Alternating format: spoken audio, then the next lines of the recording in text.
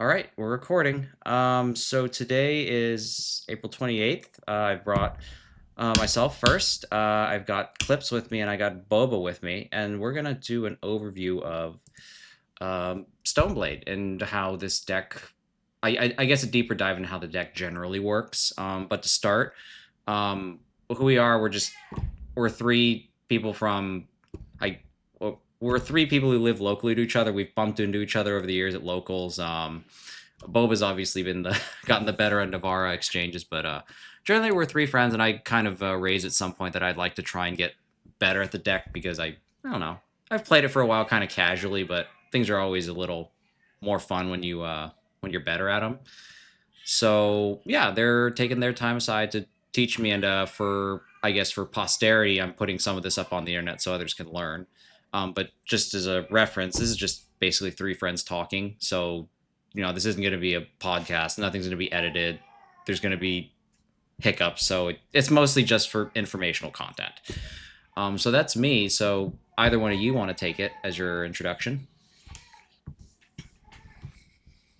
Chris, you want to go? Um, yeah. Here. I don't. I'm just a MTGO league grinder these days. I rarely pay for anything, and I don't. Because maybe like 1 2 a year. Kids, I'm at state. I've just been limited to playing league. But my personal, I just try to optimize my plot. If it's a league or AK, I just try to be competitive as possible. Okay. Is it really a static key for you guys Yeah, all it's of a really sudden? yeah. Chris's mic is really or Is yeah it me? yeah your mic's Let me really staticky. beginning. Oh, there it is. Let me. No, you're good Oh, it's now. back. Is that You're better? you're you're back. Here, try again. Oh, Just go weird. again Okay. because we didn't hear any of that. Okay. Yeah. This is Clips for life. I don't have any like particular accolades or anything. I just kind of grind leagues these days because I got two little kids and work full time. Play like a paper 1 or 2K once a year. But I just mostly play Stoneblade or Maverick and just try to be as competitive and as good of a player as I possibly can with what I can control. I guess that's my like own personal goals. Not trying to like get on like the pro tour or anything like that. I don't think you even can with your Um, legacy. yeah. I mean, like I don't, some Yeah, people I know. go like from like a showcase to standard or whatever. I don't know, but I don't even know what the formats are these days.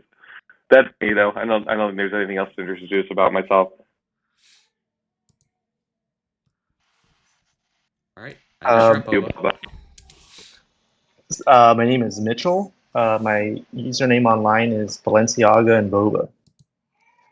I I'm mostly known for Stoneblade, but I pretty much can and do sometimes play pretty much any fair blue deck.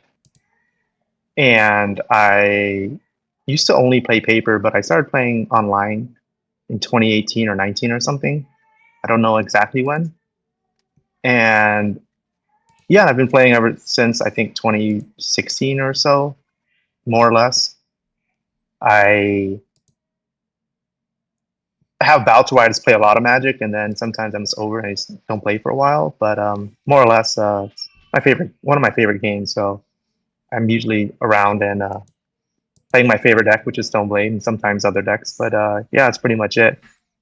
And now that Legacy Grand Prix are no longer a thing, unfortunately, um, I try to play from time to time, 5Ks or whatever not events that are within a couple hours drive or a flight, or from time to time when the opportunity presents itself. Actually, coincidentally, there was one last week. But yeah, that's pretty much it. Yeah, I think you took it down too. It was a nice 5K, so a pretty big event. Good job on Uh, that. oh yeah, thanks. I lost round one Do you to have any like. accolades? There was a moment when it was like, oh, someone, I think Chris brought it up in the Stoneblade Discord. Uh, It's like, oh, someone took down like the 5K, and it's like, oh, it's probably Mitchell, but we didn't know at the time. And yeah, and then we asked you, he's like, yeah, he went. Like, all yeah, I heard was okay. like 1 and 2 seed were Stoneblade. I was like, oh shoot, and so I was trying to figure out who it was. But dude, Mitchell, you had a much better introduction. I did. I was like super casual about mine, but I feel like I should add on a little bit more that I've been playing Magic since I've been playing Legacy since 2019. Basically, Deathray Shaman Band was when I kind of like started playing it a little bit more. It came over from CEDH, which is like in hindsight probably the worst format I could have ever played for myself personally. Um, but I don't know if I can add on more. Mitchell, you barely introduced yourself, but I feel like you didn't give yourself enough credit for your personal achievements and stuff. I mean, you top aided a GP on Stoneblade, didn't you? Yeah, I've 13-2'd GPs and stuff. Yeah. I You're think since probably the longest 2019, active Stoneblade player in the world. probably since 2020 or 2019, I don't remember. Every substantive, significant paper tournament, 3Ks, 5Ks, Legacy Cups, I've top aided or won every single one without exception for the last 5 years. Wow. People just don't know it because often I use like a random username. Sometimes I do, sometimes I don't.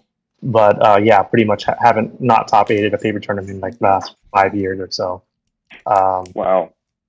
Yeah, I'll including piggyback off that too and say that I yeah. also have not top aided any paper tournaments in the last 5 years. They've just happened to all be 1Ks. So I don't think it's the same thing per se, but I'm gonna hop on your coattails there. It's okay. It's a learning journey, right? And that's part of the fun. That's why we're all here. Especially Kevin. I mean, no, I'm probably it's the cool that greenest he's. one here. That's fine. That's fair to say. Yeah, it's no, it's No, nice. It's refreshing to see someone actually want to get better and put the time and the effort into it. Because like anything else, nothing comes as easily to one person as it does the next, right? And the first step is not just like wanting to get better, but like taking the steps to do so. Yeah. And Speaking of which, I'm just trying to keep us on schedule here. I know you did have some things you wanted to say, which is yeah, so basically, I find that, and this is not just exclusive to Stoneblade or Control, but I think the pitfall of most common Magic players that want to get better or have an idea but kind of don't know how to get there. It I think the first thing you should do in order to get better is post games, win or loss, kind of actually think about how it played out and the points in which you could have done things to improve your win rate or places that other lines could have been taken for better or for worse. Because I think that in order to improve, there's two ways to do it, right? You either change your deck or you get better as a player. And better as a player, I mean you either execute your plan better or increase your understanding of the game, the matchups, your deck, and the opponent's deck, right? And step one should be to improve yourself because you can't control other matchups, right? It's the luck of like what kind of decks you're gonna encounter in any tournament. But given enough skill or experience, you should be able to navigate yourself through it, right? And so, in my opinion, I feel strongly about it. The first step should be getting better, and then the second step should be to tailor and adapt your deck to improve that further. I think that some people have this misunderstanding that I'm against change or like trying new cards. No, new cards are fine, but people get too enamored by them, and it's fun and it's cool and it's great. But like, you also have to understand that if you don't improve yourself, you can't just cover up your inability or your lack of understanding with just new cards. You need a little bit of both, right? So it should be step one, get better as a person, as a player. Step two, change your deck, your cards, new cards, whatever, adapt in that order, and not the other way around. I think it's much easier for the average person to blame something else rather than blame themselves. Like I could have played better. It's a hard thing to say, and I understand it's human, right? But but it goes a long way to say I made some mistakes or there are things I could have done better to improve my win rate. Then go to the cards rather than I played perfectly. I still lost. It must be the opponent's fault, my deck's fault. the luck's fault, whatever, anything but anyone and anything's fault but my own, right? Right. And so a common example is, let's say you play against Rug Delver, and for whatever reason, turn 1 or 2, you crack a fetch, they stifle it, you have no lands, you lose, you don't cast a single spell for the next game, right? And you could have said, oh, it's just bad luck. Or you can say, oh, well, now I need to sideboard Flusterstorms or play even more lands to fix my problem from the last game, right? Yeah, maybe.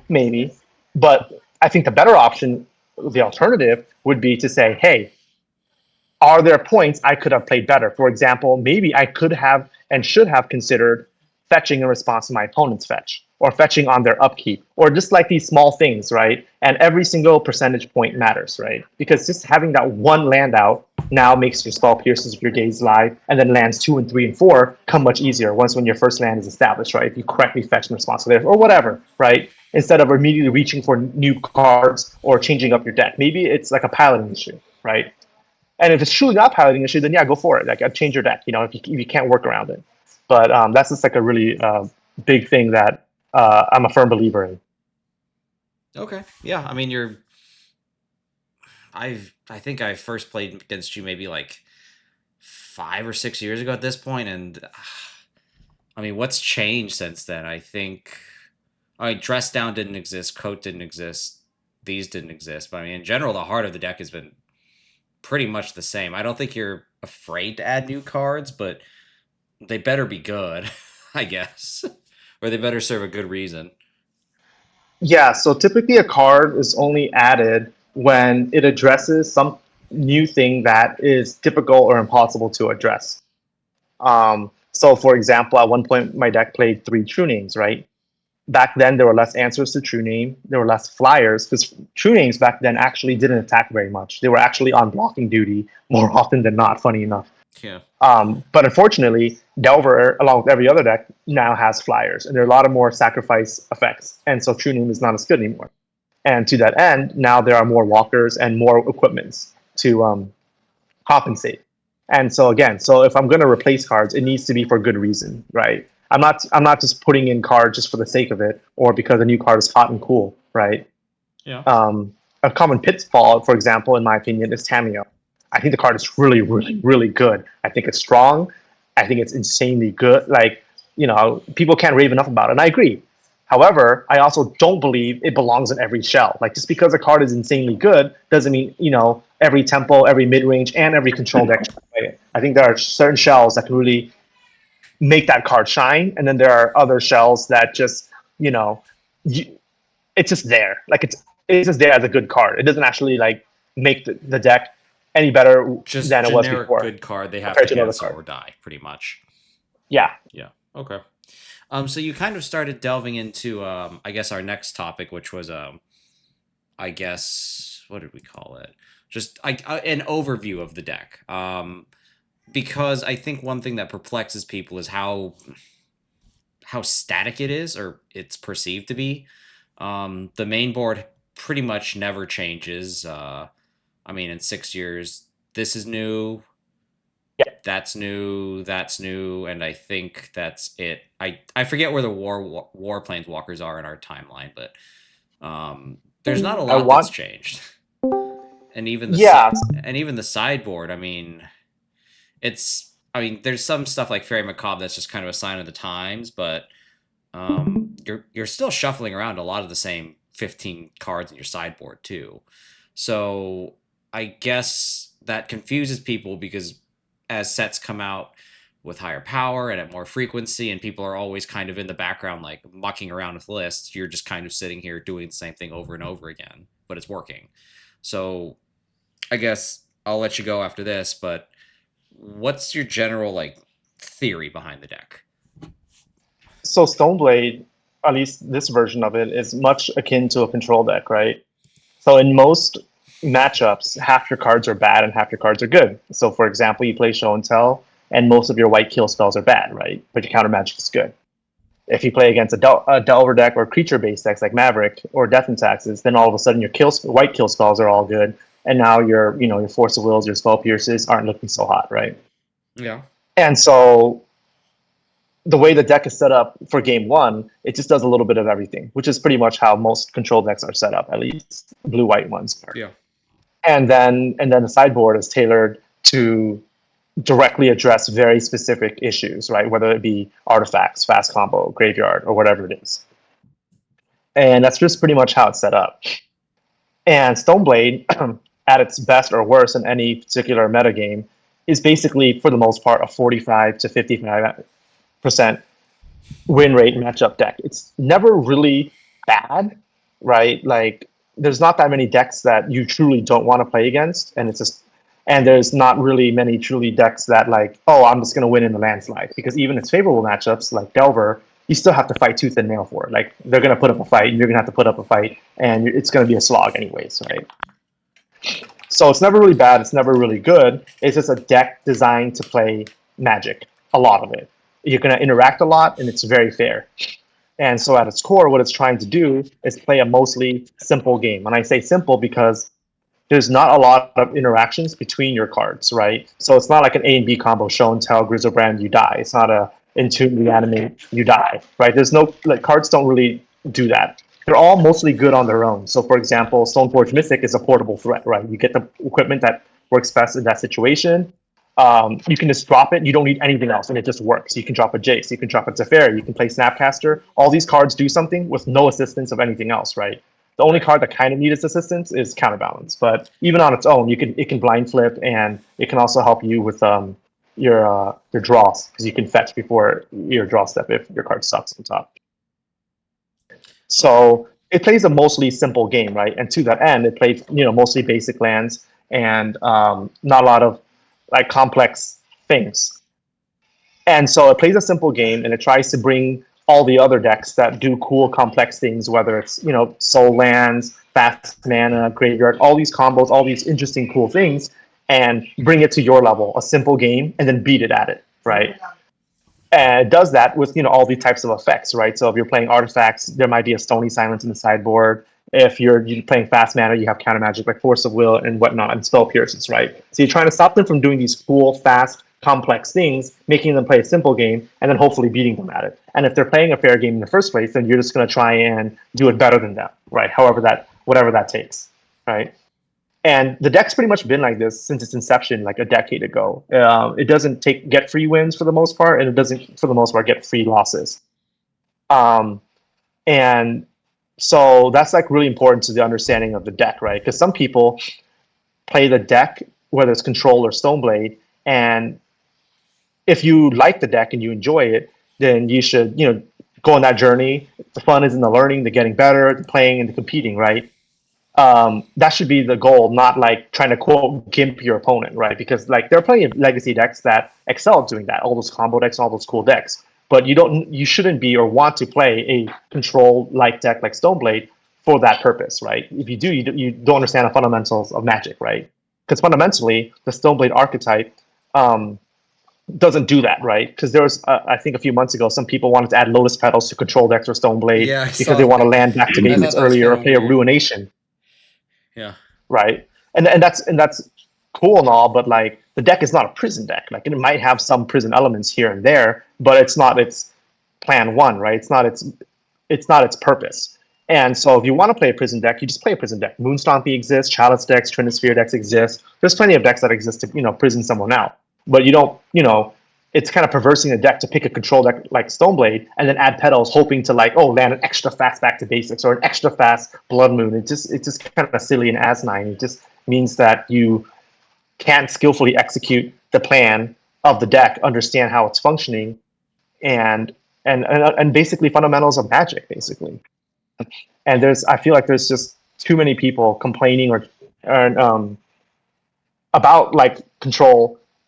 And it just doesn't make sense. It just means you can't execute or you can't understand, right? It's not the deck's fault, right? Some decks are easier to play than others, and some are harder. And this happens to be on the harder side. And if it's for you, then great. Take the journey, learn, get better, have fun. And if it's not, then pick another deck. But some people just kind of stick to this deck and then complain. And I just think it's silly because there's no free win buttons in this deck. I mean, back to basics is probably about the closest, but yeah, you still got to do some winding up for that one.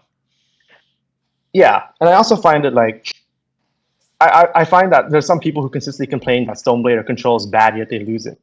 Like, Take me for example, during the Microspawn era or Grixis Control Check Pile era with K Command, everyone said the deck was bad or dead. Yet I continue to crush. It just means that it's not as easy as it once was. But if you understand the deck and you enjoy and you play it, you'll be just fine. The deck was never meant to be.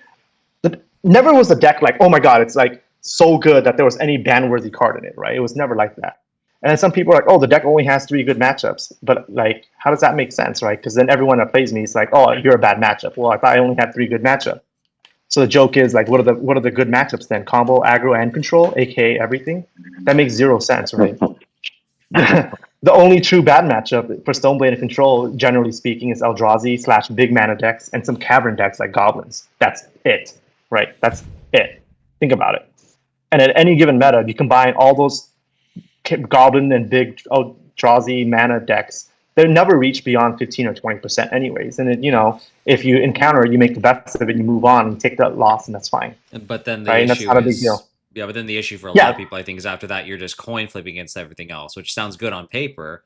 But I mean, if it really is just a coin flip, if a coin flip is what the pilot is capable of producing, then over 6 to 7 rounds, they're just going to go 50-50 and not get it anywhere, which I think is where the shortfall is. Well, I think that's a misconception, because the coin flip means that you can easily move that 50 up and down based on the 2 players' play, skill, and abilities, right? Yeah. It can, right? As a coin flip is basically playing, those all-in decks where do I have to oops kill spell or kill on turn 1, or I don't. 50% just means that it's neither favored or unfavored. It means that you just got to play it out. You just have to play it out. As opposed to other decks. Yeah, it reminds me of those Reduke Modern Gen, right? That was always a 50-50 or 45. Yeah, 50-50 means you play pros top 8 with it over and over again. Yeah, 50-50 means you play every match out, and it's a just as equal chance you can win or lose based on your skill, as opposed to having, let's say, most of your matches are 60-40. That's more high variance, because you enter in every matchup already not having to try very hard because you're already so favored, and you can win anyways. And then there's some matchups you can try and slog your way through, but you're so you got 30 or 40% to win it that you're making it difficult. Why not just start in the middle? Just start in the middle, and we go from there. And that's okay. It's not for everyone, right? Some people want to have a little bit more variance, and that's fine, right? The other things that add to. Oh, sorry. Go ahead. Go ahead. I was gonna say the other things that add to what this deck is I think a lot of newer players misconceive it as some sort of stone. People think of Stoneblade as this modern version where it's okay, get a Batterskull or Cauldron ASAP, protect it at all costs, and then if it dies, you die, type of thing. And then they're oh, this is just, I'll just play Delver instead. Murktide's harder. And if you play Stoneblade like that, absolutely, it's a bad Delver deck because it shouldn't be a Delver deck. What it actually is a control deck. And if you look at every card, everything is a 2-for-1 in the deck. The basic mana base isn't because of a budget considerations. It's actually just that's what the deck is built around, is playing 8 basics, right? People say Jace the Mind Sculptor is bad. Try to play Jace the Mind Sculptor are playing 6 dual lands. So they eat Dazes and Wasteland all day, and then they can't resolve a 4-mana spell. It makes sense.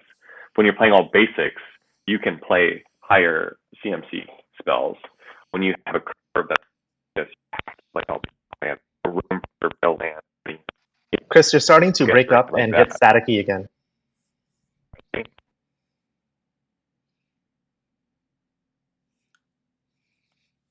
But yeah, but generally, Chris's point is that people think these walkers are pretty heavy, and honestly, this deck is really the magic number for this deck in my experience has been 3. You've obviously got the 3. You've got these 3 walkers up here. Snapcaster is a virtual 3. Back to basics, now Cryptic Coat. So the common way that I die a lot on this deck is I get 2 mana and I never find my 3rd. So to Chris's point, part of the allure of all these basics is that you can ramp up into these 3 and 4 drops where the deck really starts coming into its own.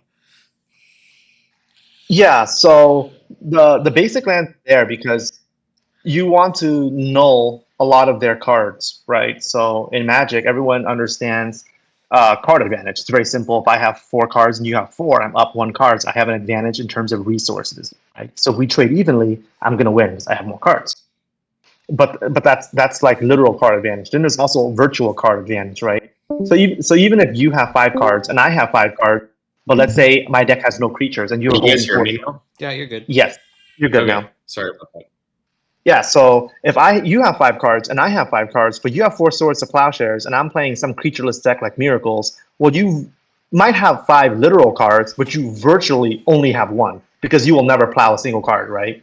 So likewise, the basics are serving for several purposes. The main one is to hit your land drops in a way that can't be messed around with, right? They can't wasteland you to slow you down. And if they can't wasteland to slow you down, your cantrips aren't being spent finding more lands, right? Because there are decks like Delver, you play Delver Mirror or whatever, and your lands are getting wasted. You're not finding threats half the time with your ponders and your brainstorms. You're looking for more lands, right? Things like that. So I don't have to worry about that, right? If I can hit all my basics, they're just going to keep adding up and adding up. Second of all, when you play this many basics, you know their wastelands, their blood moons, all those cards. So it's really common for you to play against, Delver, Death and Taxes, or whatever decks with their wasteland, and they have them stacked up behind with all their lands as a colorless source that doesn't do anything, right? And so basically, they've skipped their draw step. Essentially, they draw a wasteland, they've skipped their draw step. Where did I And cut that's out? it. Yeah, you cut up a little bit earlier. Where did I cut out though? I talked for a while. We're kind of winding up to saying like, you can play stuff like Jace because you have so many basics and not like duels that you're constantly getting wasted or Oh, phased okay, off yeah, of. yeah. And then you already caught that's like it's not an aggro deck, it's not a tempo deck. You're not trying to like jam Cauldron, Force Protect. You're like playing a control deck. Yep. Yeah. More often than not, the deck is played as a control deck. More often than not, but there are certain matchups where you're the aggressor, right? And that takes time and experience and some understanding to know and what you're looking to accomplish, right? I'll give 2 quick examples. For example, when you play against Blood Moon or a Moon Stompy deck, a really common plan is just jam Stoneforge on 2 or 3, have 1 force, don't use it on their chalice, force their first ring or fury, smash them twice with Cauldron, the game's pretty much over, right? But generally speaking, you don't want to do that, right? Against other decks like your Delver decks and all those other decks, you are not protecting your Stoneforge in the same way with Force at Will, for example. She's expendable, right? You play her as a control deck. You play Stoneforge, they kill her, you've already netted a card, you're up in that exchange, right? So it varies matchup to matchup. And so I think a huge pitfall is that people play the deck wrong in different situations. They play it like a Delver deck against other control decks. They play it as a control deck against like Moonstompy or vice versa. You need to know how to pivot and when to be the aggressor versus the defender, basically. And people often kind of flub that, and then they'll find that the deck is underpowered or whatever. And so it's really common after people like play it, give up, or see me or someone else on the other side playing it, they complain or trash talk it. And I think it's really just a reflection of their own lack of understanding and skill, right? So many people do this, and I find it ridiculous. Like, just to name one, like Hammerfist, for example, he talks trash and he's not even good, right? Like, his win rate against me directly is between 0 and 10% online.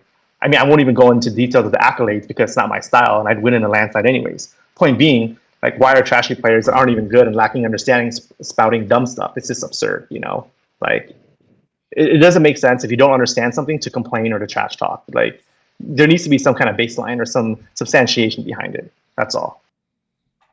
Okay.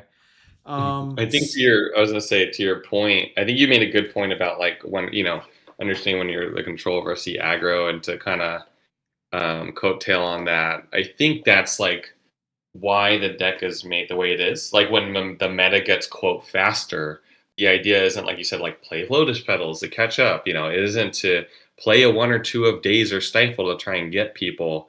And like, that's how you're going to win. It's like, no, you slow the game down to your pace, right? It's like, I mean, we were talking about basketball before, right? But it's like, you're the bad boy Pistons or something, or like the 2008 Pistons who beat the Lakers. Is that 2008? Yeah. Or whatever that year is. It's like they slowed the game down to their pace in order to capitalize on their strengths, right? You don't try to like run more fast breaks. and like shoot more threes when that's not your strength to like match the other person. It's like you played your strength to counter their strengths to exploit their weaknesses. And that's kind of what Stoneblade can do on any axis. And I think another That's a caveat good point. too is to like compare it to, you know, a lot of other things that I hear. We're going to be defending Stoneblade here is like, oh, you know, I'm not going to play. I'm going to play Beanstalk, or I'm going to play, you know, Standstill, or whatever these other, you know, fire cards are. Standstill isn't, but you know, and the thing with Beanstalk versus like Stoneblade, for example, right? Like they both have 2 mana card advantage engines. Beanstalk beats any fair deck if you play turn 2 Beanstalk, turn 3 Beanstalk, turn 4 Beanstalk, right? You just run away the game. Doesn't matter what you do. You click buttons, you win. With Stoneblade, you don't have to give up as much deck building constraints. Like you don't have to play like Leyline Binding is a bad card, right? Like you have to build your entire deck around Leyline Binding in order to make it work. If you have 2 beans out or a bean out and you play Leyline Binding, it's an amazing card, right? It's a 10 out of 10 card. But on average, in an opening hand, in the blind, in a vacuum, it's not a good Magic card. Stoneblade doesn't have to play as many bad Magic cards to make the deck work. Everything is like a solid, you know, 5 to 8 out of 10 power level. There's no tens and there's no twos. Everything is kind of about the same, so you can really customize your strategy and adapt, you know, without having to like play around one card. Like good Delver players will exploit someone on Beanstalk control because they just counter the Beanstalk or they counter the carpet, and then the rest of the deck is kind of like not very Or mess with your good. mana base. Right, they mess with your mana base, right? Like all these things you have to do to play Beanstalk, they can exploit on like a low resource, hyper efficient deck, right? And what we're trying to do is we want to build around beating Delver first. We want to beat, you know, blue mid range, blue soup, you know, blue mirrors first, because that's kind of what we expect of the top tables. You know, you're not And some expecting control and some general combo like your show and tells. So yeah, your common show and tells, your other blue-white control decks, your other, you know, bug control decks, and whatever. Just right. the general We only have blue to play soups affair deck. there's only like 2 really like quote bad cards with Batterskull and Cauldron, and they're not even that bad, right? Versus like you play standstill deck with 4 of standstills. Well, now you have to play like bad Magic cards like Timeless Dragon. No offense to people like that, or like the Conjuring, whatever thing, right? The thing that makes like a zombie. You like just so you cycle something like those are bad Magic cards in a vacuum. Like they're low power Magic cards, right? Saint Catherine, that's a low power Magic card in Legacy. So you don't have to play all these like mediocre weak cards. Instead, you play 2. Everything else is like is a 2-for-1, and you out resource outgrind your opponents. Yeah, I completely agree. Cryptic Code has done wonders for the equipment suite too, because I don't know. Back in the day before we had Cryptic Code, it was like Skull, Cauldra, maybe like a sword in there. So there were a lot more Jitty. bad cards or Jitty, but yeah. And that you were always riding this line between 2 equipment is not enough and 3 equipment that are all bad, and you know, if you just draw them is also kind of rough too. So Cryptic Code, I think the more I play with it, the more I'm like, wow, this is actually a very substantial upgrade to the deck that I didn't see. I think I'll go down in history as saying like when I first saw the cards, like, wow, this is like draft chaff. Like, why are we even talking about this thing? Oops. Yeah, when I first read it, I knew and I thought it was good, but even then, it has overperformed compared to my initial thoughts of it. I already thought it was going to be really good. It does a little bit of everything because prior to Cryptic Code, Stoneforge is really bad against combo decks, but now you can just fetch it and pitch it to force, which is highly relevant because your blue count comes up quite often in terms of needing cards to cast force well on its alternate cast. Basically, it's quite relevant. Can do It's that while also evasive, being an it's army in a tutorable. can too. Like, Yeah, it goes sideways, makes people pay 3 mana just to kill 2/2, and it's evasive, so it like threatens other walkers. It's just very good on all levels. It's colorless, so you can't even use some other runes against it. It's a very interesting card, yeah, I and it had someone helps you block with mine with the Mother of Runes like a couple weeks ago. I was like, that's yeah, and yeah. yeah, and then also a tool I often use is its scry ability. Basically, so many times you can actually brainstorm or put something on top or ponder, and then use the cryptic code to exile the top card, so you don't have to draw it. That actually comes up quite frequently as well. So, you know, maybe before we move on to the next set of questions, I think one card that also gets a lot of questioning is Counterbalance. I think most people that come to the deck are associating that with a more dedicated Miracle Shell than this is. So it's, I think, often the first card that people get that it's often the first card people question, get frustrated with, and then cut for something that they feel works more, let's say, consistently.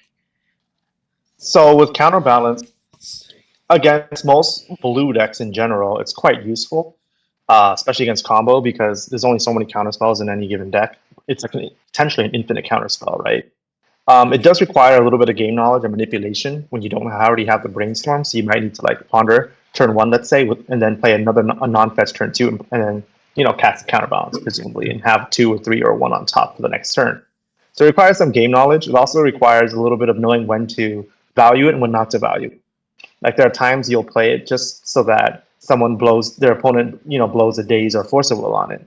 And then there are times when you have brainstorms and you know how useful it is in the matchup and in relative terms to what cards are already in your hand to make sure that you might want to force it through, right? And it's a pretty scary card if you ever face one, right? Like if they play it on turn 2 or 3, you don't know if they have Spell Pierce or Brainstorm to follow up. And so many times it's actually a Hymn to Thorax. So you pay 2 blue and someone pitches 2 cards for it. It's often used in advance of a Planeswalker coming down, right? It eats the Pyroblast, it eats the Force of Will or the Daze. And that kind of is the reason why the deck has 3 Jaces, right? People just don't know how to play it. I mean, you just have to not be dumb and brainstorm into Bowmaster, is what I'd say. Because even at its peak, like I think 1 or 2 years ago, I played a showcase randomly. I hadn't played one in a year. My deck was pretty much the same. And I top 8 that showcase, and in 9 rounds, I played 8 rounds of either Grixis Delver when Bowmaster first came out, or Painter back when, for reasons I don't understand, but it's fine, they played Bowmaster too, right? And so there's 8 rounds of decks with Daze, Bolt, Blast, Bowmasters, Force of Wills, and more Blasts, main deck and sideboard. And if I can like play 3 Jays through that, you can pretty much play through 3 Jays through any meta, right? Like it just requires a little bit of knowledge on like which ability to use and how to execute, right? Because when you have a Jace in your opening hand, you should already be trying to figure out how to place it onto the battlefield cleanly by turn 4 or 5, right? That's probably worth mentioning. The other heart of this deck is actually Jace the Mind Sculptor. That's how, I guess, because the other questions people ask is how does this deck actually win? And I think the answer is Jace just card advantaging you into into oblivion. Oblivion, is essentially how it wins. Because a turn 2 Stoneforge ride to victory is probably not going to happen. Snapcaster, very rare. No, like Teferi and Narset are cool, but they're not gonna they're not gonna carry the day the way Jace does.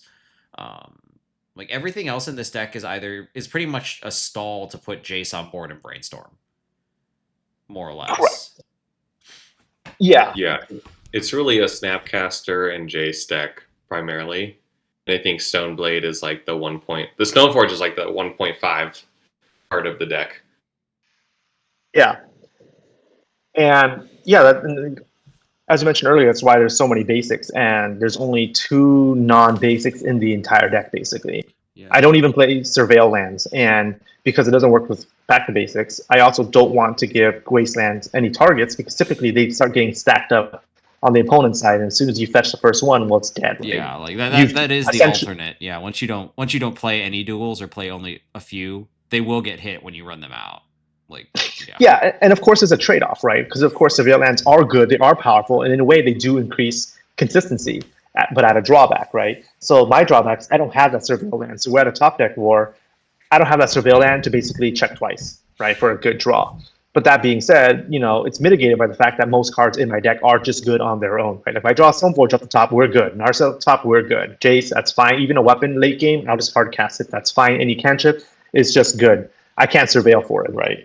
Yeah. But what that also means is that, so for any blue fair deck, the cantripping is really important. But here it's extra important because there's no like training wheels, right? Like if you mess up, there's no extra help. Beanstalk, you just slam and then like untap, you win, right, or whatever. Yeah, there's no I win other than maybe back to basics situationally. I that's the only like I win button I think in the deck.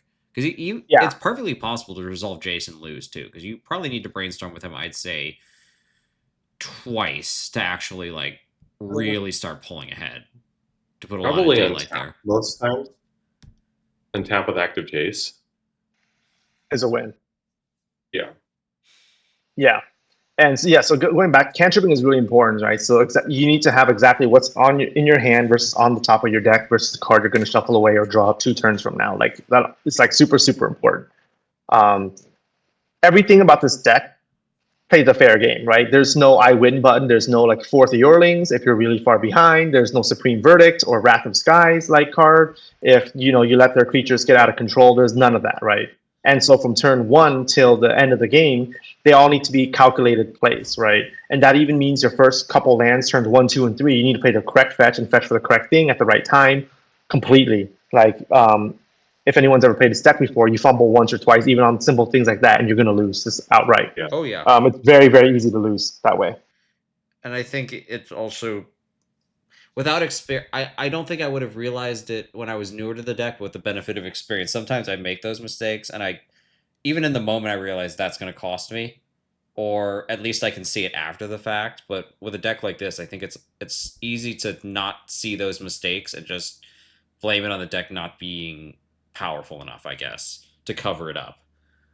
Yeah, and you have to squeeze out every single percentage points, even the smallest things. So, for example, I was helping a friend play the other day, and he has 4 mana, staring at a tapped out player with a Bowmaster, 2/1/1s, right? And the plan is to play Teferi, and then one of the token gets bounced, and the Bowmaster gets plowed, right? Gets kill spelled. And so he, plays his 4th land, plays the Teferi, and then and so basically, maybe this example was exactly like that. But basically, the point is sometimes you have to fetch preemptively, for example, before you do the bouncing, right? Because the one card you draw could be the card you wanted to fetch.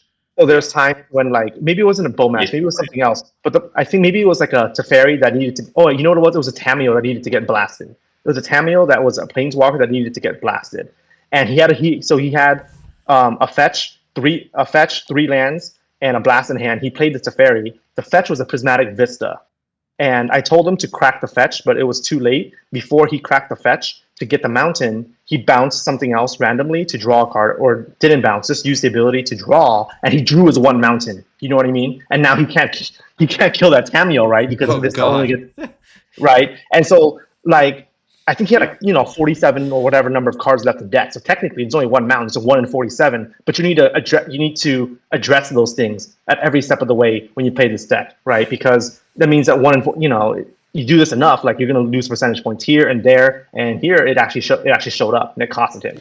Or I mean, put it in real terms, like if you play a 15-round, tournament or whatever, that 1 in 47 is going to come up at some point. Exactly. And that's only one decision making that constantly comes up, right? So you have to be making and considering these things all the time, right? Yeah. So yeah, it's like full circle. It's like the solution isn't to play second basic mountain, right? Like I think that's what yeah, exactly. Okay. It's the hyperbole. It's like, oh, I need to play more red sources, right? I need to play second bulk or something. It's like, no, there was a mistake you made, and you got to play better.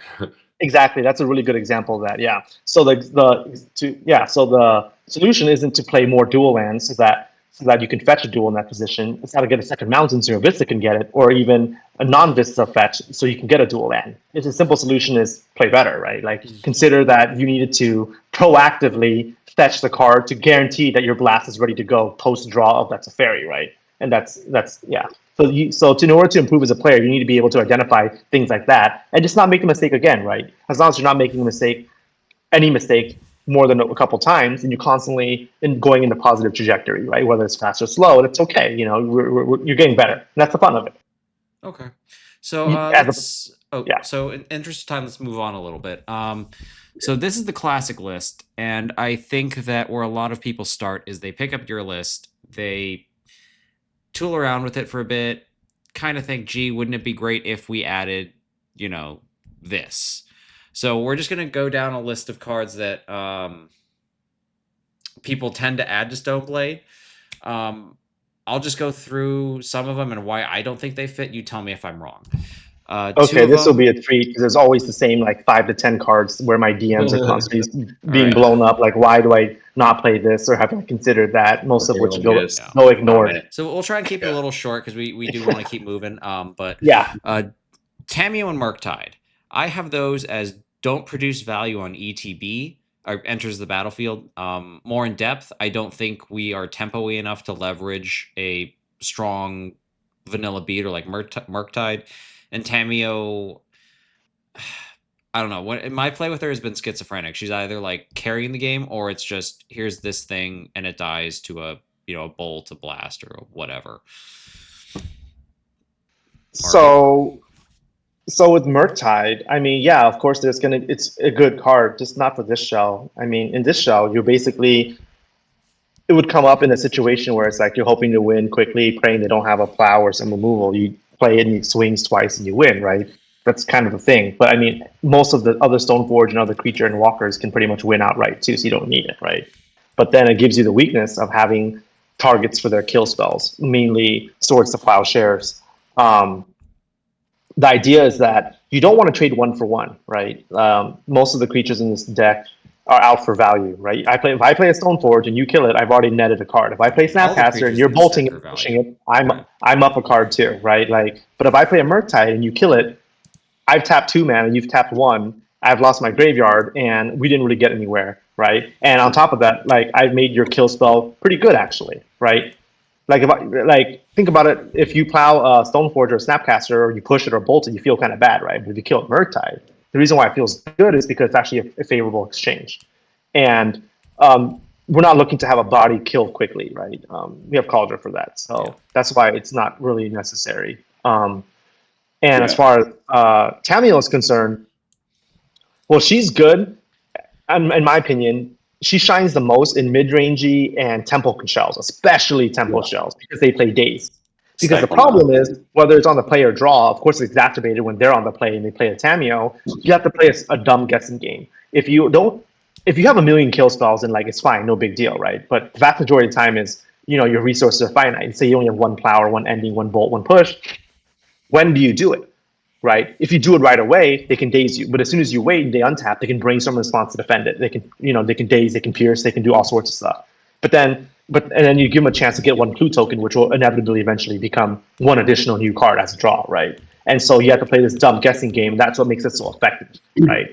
And it gives like a lot of tempo decks aren't necessarily able to get card advantage. Tempo decks are at its best when they can get card advantage, like Delver when they played Ren and 6, Expressive Iteration, Dreadhorde Arcanist. Any cards that allow it to leverage even more cards puts the deck over the top. And so that's why I think she's the strongest in a tempo shell, a deck with like Daze and Spell Pierce and things of that nature, because it's really hard to deal with her when she can be defended in so many good, effective ways. So why isn't she good in Stoneblade then? Well, because I have better things to do with my mana, right? Because she does net you card advantage, but the trade-off is you must pay 2 mana each and every time for that additional draw step, or draw, right?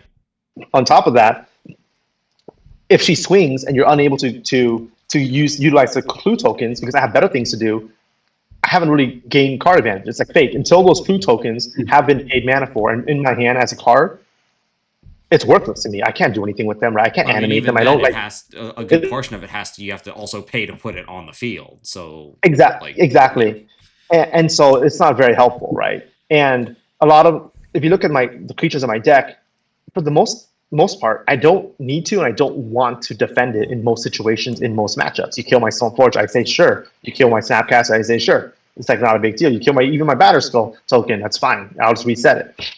But Tameo, like a Murktide, you trade 1 for 1. It's actually pretty good for them. It doesn't feel good, right? Yeah. I mean, in an ideal world, you're always going to have 2 mana. You're going to play it with at least 1 mana open, and you're going to bluff or actually literally have said Brainstorm to defend it. Yeah, in an ideal world, that'd be wonderful, right? But the fact of the matter is, like, that's not always the situation, and it gives targets for their kill spells that's very favorable, right? And the other thing is that as you're ticking up, she's actually not getting you any card advantage either. So if she's ticking up, until she ultimates or -3s to get a card, as soon as it gets ending or blasted or decayed or whatever, it's another trade for 1 for 1. It actually hasn't done anything. Whereas, let's say I've played Teferi, I've drawn a card, I might have even bounced some kind of permanent, and you play Abrupt Decay or a Blast or an Ending for 3, I'm up a card, and you're down in tempo now, right? Because on my turn 3, I play Teferi, I draw a card. Your turn 3, you play a third land, you Ending it or Decay, then you pass. I mean, you've wasted your whole turn, and I've drawn a card, right? That's terrible. But with the yeah, but whereas if I play a Tameo, it's like I flip it, sure, I +2 again, I +2, and then you Ending or Blast it or Decay it or whatever, I've wasted 3 or 4 turns +2ing it, right? And I haven't gotten any equity from it. And if I minus it, like it takes it takes some time too. I have to +2, then I have to minus it, and then you have to defend it, right? Because if they're on any type of creature deck, they're gonna be threatening it anyways, right? Any Goyf, anything of anything, any Delver, any DRC, right? Okay. Or even a Maverick like card or Cat. I think So it's not, Tamio really wants to play that tempo, like protect the queen, double force. Where it's like Murktide. It's like, yeah, you have an 8/8 Murktide, double force, protect it. You're gonna win, right? Like same with Tamio. If you're gonna tick up for 4 turns with double force back up, you're gonna win. But in a vacuum, it could be very easily answered if you don't have that perfect setup. yeah, and a friend of advantage. yeah, and if you think about it this way, a Delver, assuming it flips right away, and in an ideal world, it flips right away, and the opponent fetches twice. They're at 18 life. It still takes 6 combat steps to kill them, right? A Tameo unassisted kills faster, right? When it ultimates +2, +2, +2, 3 or 4 times, and then ultimate, it's actually faster than a Delver killing, right? So which is good because then in a Delver shell, it technically is another win con, except it's faster than Delver. It's another blue 1-drop that kills fast. In fact, faster than a Delver. And and you can defend a Tameo much like a Delver. In fact, you can defend it easier than you can defend a Delver, right? Because once it flips, it's harder to deal with. Whereas a Delver gets shot whether or not it quote flips, right? Like, and so that again, that's what makes it so good, right? And then you're pressuring them, you're wastelanding them, making a spell pierce in your Daze's Live. You can defend it very easily. In my deck, I don't have Daze to defend it, and so it's just not that useful to me. I have better things to do to my 2 mana, right? I'm gonna play Stoneforge. I'm gonna play Walkers. I'm gonna do things that make you uncomfortable, whether it means you can't play instance at any time you want to. You can't just draw cards anymore. You can't, play cards without being scared of counterbalance. Like all these things you got to consider, Okay. And that's the reason why I don't play Tameo when everyone wants to know why I don't play Tameo. The card is really, again, some people get the wrong idea that I'm a Tameo hater. No, the card is really good. Like it's outstanding. It's just not a deck or a card meant for every deck in existence. Just because you're a fair blue deck or even an unfair one as well doesn't mean that you should just throw Tameo in and expect, voila, deck's improved. Just to add to that a little bit, I think part of the reason people want to play Tameo is that they see it as a stressing their removal. Because we have Stoneforge Mystic, but I guess I would emphasize too that we don't care about our creatures dying. So just putting another bullet magnet in there isn't really doing anything when we don't. Yeah, that's a Delver game, right? Shot anyway. That's like what Delver or Maverick, wants to do, right? Or for example, like DMT, like they don't care if you get your creatures removed. Like that's how this Stoneblade is built as well. Like you don't care that much of your creatures get removed. You're trying to accumulate resources so you can win the Planeswalker War, so you can start to out-resource your opponent. All right. Exactly. Kind of like goblins, they play Ringleader. You can bolt, plow, push, do whatever. Like they'll just shrug it off. Same thing with Devon Taxes. They play their Stoneforge and their Recruiter, and you end up killing. You shrug it off. So this deck, in some ways, plays similarly. It's not as like creature heavy with ETBs that constantly get you more stuff, but in some ways, and in many ways, it is the same. It's similar, right?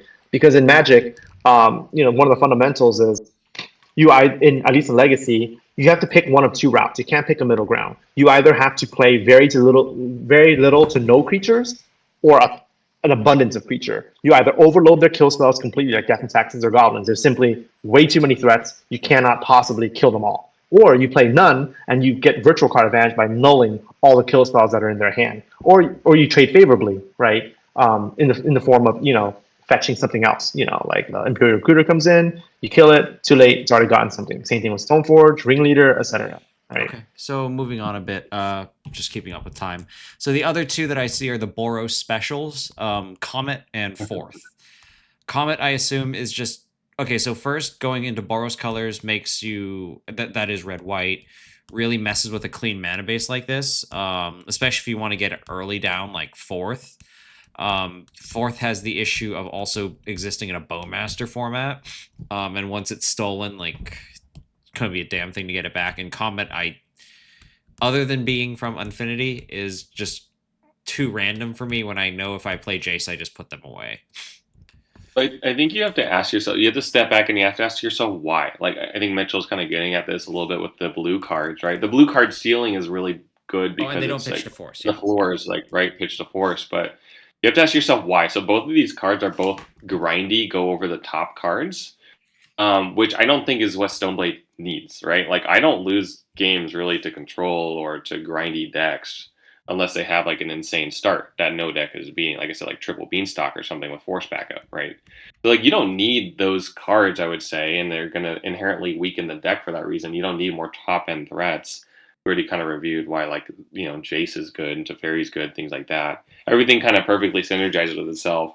And I don't know, I've never actually ran this by you, Mitch. I'm curious what you think, but my hot take is that Stoneblade is the grindiest, best control deck in the format by a good margin. I think it's grindier than Beanstalk, grindier than maybe not like Cloud Post, but because you don't rely on one card to grind, you have you have more 2-for-1s in Jeskai control, for example, right? It actually usually outgrind and outcontrol Jeskai control, which is ironic because you don't like this. Yeah, I played against Bean's deck where I'll either deck them out or they just run out of ways to win the game, or they run out of ways to deal with my threats. Because, I mean, Kaldra, Batterskull, and Cryptic Code all reset themselves or have a card in the deck like Teferi that resets it over and over and over and over again. And one way or another, like a battering ram, like which is what Batterskull is, matter of factly, we're going to get there, right? And they might draw more cards, like for example beans, but unless they're quality cards, they might not matter. And as far as Jeskai control or blue eye control, other decks of that nature, Bant control, it's a very favorable matchup. Most people don't understand it, but anyone who's ever played like a really good Stoneblade player, usually like me, they will acknowledge that it's actually really, really, really tough. I think it was it Mental Misstep, I think his username is I can't remember I know his there's a name. username Mental Misstep, but I don't know where Yeah, this is going either. Yeah, we used to Like talk a lot. Winner or something, or... Yeah, but for example, he's one of the few people that really early on acknowledged and came to an understanding that's actually not a favorable matchup. And here's the reason, right?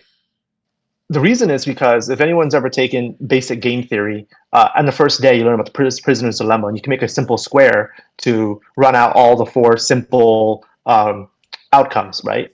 So if someone has kill spells and against Stoneblade, this is what happens. If you don't have kill spells and I don't draw my creatures, we're at a break even. It doesn't matter, right? But if you draw your kill spells and I don't draw my creatures, which actually happens a lot. There are many games where I used to win without even showing a creature or like any Stoneforge Mystics, especially game 1. Right? So if you draw your kill spells and I don't draw my creatures, I'm ahead, right? Because every single kill spell you have is a skipped draw step. But if I draw my creatures and you don't draw your kill spells, I'm ahead, right? Because now my Cauldron or my Cryptic Code is going to kill your walkers or kill you in a matter of 3 to 4 turns, right? So I'm ahead. So the first situation, it's a break even. The next 2 situations, I'm ahead by a lot. And the third situation is, what if we both draw? So I draw my creatures and you draw your kill spells. Well, then I'm not super ahead because my creatures are going to die, but I'm still marginally ahead, right? Because every single creature. Exactly. You bolt you push, you decay my Stoneforge, my Snapcaster. I'm like, that's fine. Like, whatever. Even that includes walkers too. You decay my walker post activation once. Like, I'm still freaking ahead. And so that's why it's favored that matchup, because they have to keep their kill spells in, but keeping it in is not optimal, and you can't not keep it in, because then if I happen to Stoneforge on 2, you're done. Like, all your walkers or whatever else, it's all threatened, right? I will say at a high level, that is also, I feel like we should have put this in the prior section, but I will say that part of the reason why Stoneforge is good is because against a control deck, your first instinct is let's cut the removal, but you really can't against Stoneblade, so you have to keep right. Exactly. So it puts them in an awkward spot. Like, it forces you to do that. Yeah, so it makes it really awkward. And the second thing also is that most control decks don't have clean threats, right? So like whether they're on ban control, blue, white, or even beans or anything else, most threats are blue. And so that's what makes red so good in the mirror match. It breaks it, right? So maybe returning back to... Oh, go ahead. So it puts you in a situation where there's a lot of a draw going happens a lot, right? Draw going happens a lot in control mirrors. You don't want to tap out, but this is why Stoneblade excels, because you're able to play Stoneforge, especially on the play on turn 2 or on the draw on turn 3 usually, right? Because there's no simple answer to it, because you can't blast it. And once when she drops, killing it's awkward, even if you even have a kill spell. If you don't, it's really good. If you do, it's like whatever's. And it just puts them in a really weird spot, Yeah, right? Because that's what then now Stoneforge and you have Decryptic to deal Code has with it. also been good at. Like, because even if you kill the Stoneforge, like I have this 3-drop behind it. But anyway, we've gone so far afield because we started this with why don't you play Comet in 4th? But So the one thing I maybe we want Yeah. should to bring add us to back that to Earth a little real bit. quick though is like circling back to the Tamiya Murktide thing. That's why like that strategy, like you said, the awkward strategy, like do I bring out my removal and then like die to Stoneforge or vice versa. That doesn't work for control decks playing Murktide and Tamiya because they're blue. That means that Blast is always live against them, like in a blue, red blue mirror type of thing. So you can't do that strategy with Jeskai control, for example, like put Tamiya on the sideboard or Tamiya on the main and then like, oh, I bring it in to like negate the removal. It's like, no, you didn't because Red Blast. So like Stoneforge is kind of the only one that could do that. Mentor is another one that could do it, but that's another deck completely. Yeah. St. Catherine doesn't do it because it's just a 1-for-1 and just gets walled or whatever it is. Okay. So to answer the question on Comet and Forth, so to answer that question, you should be asking yourself, what are we gain? What are we trying? What are we going to gain? What are we trying to accomplish? And what's the trade-off, right? So first of all, it's a huge trade-off. We'll start with there. The trade-off is your mana base. The deck is actually not a 3-color deck. It's 2.5. It's like a fake Jeskai deck. It's pretty much blue-white, and the red is there for like 4 cards, ending in like 3 blasts. That's pretty much the only reason why red is there, right? It's really just a blue-white deck. And so whether it's in the main board or the sideboard, you're forcing yourself to fetch Mountain and Volcanic, right? And it's really awkward, to say the least. It's just really awkward. You don't want to be doing that. It already messes up your fetching sequences and your cantripping sequences. And then the so the response is, trade-off well, is we put more duels in, but then you open up to Wasteland, which, like we said, collapses your ability to play Jace or other things. Yeah. So it messes up your sequencing, it messes up your clean mana base, it messes up your consistency. Okay, so what are we trying to gain from this? Power, right? They're both powerful cards, right? One is a permanent that's it's supposed to accrue some type of advantage every turn. The other one is kind of like a game ender, whether it kills you on the spot or you're going to draw cards over the next few turns. Either way, it messes. Well, first of all, it's Forth. You're trying to make a bunch of bodies, and we already have enough bodies in the deck, right? There's like 7 2-drops that are creatures. We're not looking to play like 3 or 4 creatures on turn 5 or 6 or 7 or 8 or whatever it is. I mean, you get the power of haste. That's the main thing. I really would only ever play it so that I can kill opposing walkers, kind of, or something. But it's just a super mana heavy card, right? Because you don't really want a Forth for 1. Usually it's for 2, so that you'll make them blow 2 kill spells at least if you're going to stop it, or even more. Of course, more is better. But at the very least, it's for 2. That makes it a 4 or 5 drop. And I'd rather play Jace or some other card for that same amount of mana, right? Because like Jace, it doesn't tax my mana, and it can deal with opposing fatties like your Murktides or your Barrel Goyfs these days, or all those other things. You can just play Unsummon and then just draw cards next turn, or whatever it takes, right? Whereas Forth doesn't exactly necessarily answer that. Okay.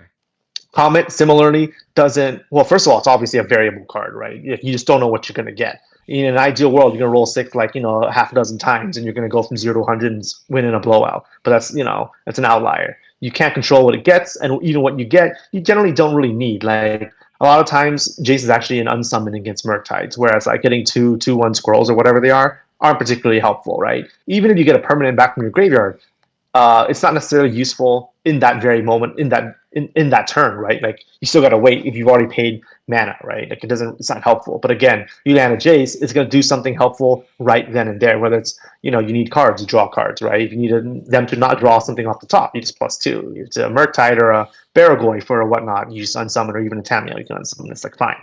But with Comet, it's not a true answer to anything because you just don't know what you're gonna get, and even if you get what, it might not even have an option for you to roll. Right, it might not even exist on the card for you to roll in most situations. That's the problem. Okay, all right. So moving on a little bit. I did want to highlight one matchup that I personally have trouble with, that being Oops All Spells. I think the issue with Oops is that it's a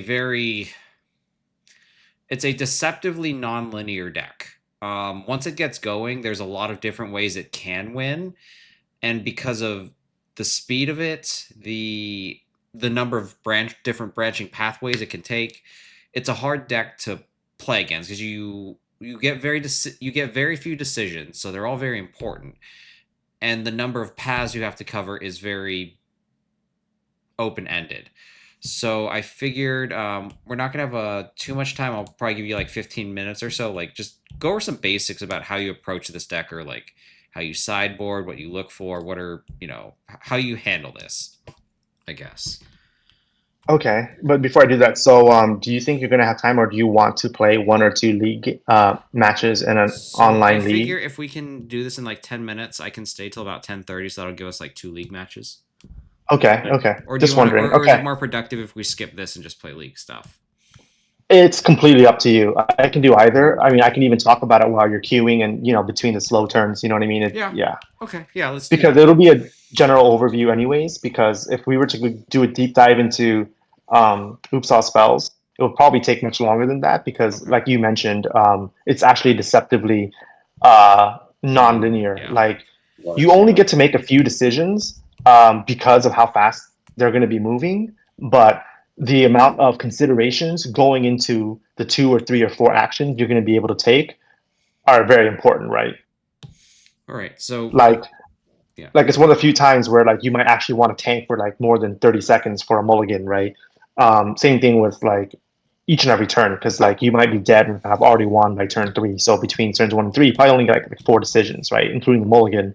And so you really have to make these decisions considering the totality of the circumstance, right? So having everything seen before in the prior games, what kind of sideboard they're going to utilize, what when they're going off. If you don't have the force of will, but you have the graveyard hate, how to consider all those things.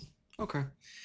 So anyway, yeah, so we can play some league matches. I think people want to see that stuff anyway. So Okay. this is your deck, pretty much. The main board is not in question. Is there any adjustments you want to make to the sideboard before we hopped in? I think this is your sideboard from the 5K, unless I screwed it up somehow. Yeah, it looks about right. That's fine. I mean, like, it's just a guessing game, right? I mean, in the off chance you run against more red decks, you're gonna wish you had more blue blasts. But Yeah, in I the mean, off chance okay. you run Is there against anything you would artifact deck, change? How's that? yeah, nah, you can just play it as is. Whatever you like is fine. All right, we'll just go play a league then. So 100 play points. In we go. So maybe another day we can do a deep dive into Oops All Spells. But the general thing to consider is, well, it's pretty straightforward how to beat them game one, right? Just counter their kill and then just smash them, right? But games 2 and 3, which is there's more post games than there are game ones, right? Yeah. Yeah. Hopefully you won game one, but chances are you probably lost game one. DB what? What's the username? DB Romaro Vidal. I'm assuming Oh, this is a is keep. you played against this guy, right? The other day. What was he on again? I have no idea, but You like made a joke with him, right? For the About sake of something. time, Like he was maybe like, we "You should talk scored about on the that." plays first. So I'm assuming this is a okay. keep. Yeah, I mean it's fine. We don't know what he's on. We don't know what he's on. It does a little everything except if they kill you, they kill you. That's life, you know. The intro is a flooded strand, so you can hide how basic heavy you are, I presume. Yeah. And then yeah. Make him think about days. Okay, counterbalance is kind of an interesting turn to play because now we're stuck between do I Stoneforge, do I counterbalance? Yeah, it depends on what he shows us. Yeah. Surveil land. All right. So I'm kind Hopefully of not thinking beans. blue green, so like kind of a Nadu kind of area. Could be anything, honestly, Ideally because not turn 2 beans. it's like Turn 2 beans. oh, it's always beans. Okay. Yeah. All right. So it's gonna resolve. I mean, so I assume next turn we're just gonna have to try and ending this out of the way. Yeah, we're just ending it. See what happens. Okay. Yeah, we're just gonna have to ending it. So island plains, presumably. Yeah. My biggest problem with beans is, in my opinion, it like incentivizes stupidity. Like, no, everyone agrees that Force of Will is a powerful card and a necessary card in Legacy. Yeah, so now he just. But yeah, but like only 2-drop in the world you're forcing for is beans. Like people really didn't do that for Ren or Dreadhorde or anything else. Sometimes maybe not, but they always do it, right? So how Because far you don't have to behind think. the 8-ball are we? Because our next turn I'm between Stoneforge and counterbalance. You're probably gonna counterbalance if it's a guaranteed advantage. Okay. You're gonna get Thoughtseize though. He has 5 in hand. But with beans, like you're just incentivized to just throw cards at people. Like it does not matter. You don't have to Yeah. think. Whereas even before, if you're in a controlling position, even back in the day, Miracles or Check Pal, you might be up 5 cards to their 1. You still have to be smart with your forces, because 2 forces and you're down to 1 card again. Right? You can't just be throwing this stuff right and left. But with Beans, people can just, close their eyes, drool, and just throw cards at people. So I And then their assume deck is like, so I assume it's a Stoneforge. yeah. Yeah. My first gut would be Cryptic He's Coat. holding up Let's see the results. It just sucks if he has a cut here, though, because then he gets another draw, Coat? So right now, the only decision is between Coat and Cauldra. I would get the Cauldra because we can brainstorm it. it's because only because we have a brainstorm here, Yeah. and also their only out to it, I believe, is a Borrower. I don't think they have any other outs in Bug Beans. Yeah. Yeah. But anyways, as I was saying about Beans, it just incentivizes stupid. You don't have to think. Yeah, so you're gonna brainstorm the response. Okay. You don't want to brainstorm? Shit, sorry. Yeah. My bad. Yeah, because you need to hit this 4th land here, because then you could snap ending. Yeah, okay. Sorry, I clicked. That's one of those you might have lost place. And then if he Kaitos you, yeah, you wish you had that. Let's see. Maybe he tries to all-in attack Kaito, and then we can blow him out. They probably don't play Kaido because they're on Beans, but I've seen them. They just play whatever good card they can, Yeah, okay. Don't care. He's at 3 cards in hand? Yeah. Hopefully no Murktide here. Murktide is not the end of the world if we draw a land. It sucks though because he draws. Wait, hold on a second. Do you want to? I think we need the second blue source. Yeah. I'm okay plowing. I'm okay plowing here though. Okay. You are? Okay. Yeah, I'm okay plowing here. I don't think he's on days, and even if he is, we have contingency. So I'm willing to destroy it so that we can have some more mana next turn. Yeah, that's fine. All right, this is terrible. Here and figure it Yeah, out so we just have to brainstorm and hope he doesn't have Bowmaster. All right. If he does. Batterskull's. All right. Okay, so this is not terrible. So you stack Cauldra, Batterskull, right, and then you play the Stoneforge out. You stack the Cauldra first so that it's the second from the bottom, because on the off chance it's countered and you don't want to counter back, you want to draw the Batterskull before the Cauldra, right? Okay, yeah. I guess both are pretty terrible, but yeah, whatever. All right, cool. So then we're gonna grab a. Let me see here. So he obviously can't deal with Cauldra, but we no longer have a brainstorm because we're not going to use that snap for a brainstorm. So I would do Cryptic Coat here. Cryptic Coat's also good here because you also have Force Pitch for it. Yeah. Because you don't want to the next big thing is actually this back to basics. Yeah, Correct, so we're actually hoping that he taps 3 for, I don't know, some stupid card that we can ignore and then play back to basic. Yeah. Hope he doesn't have a Nazis. Sure.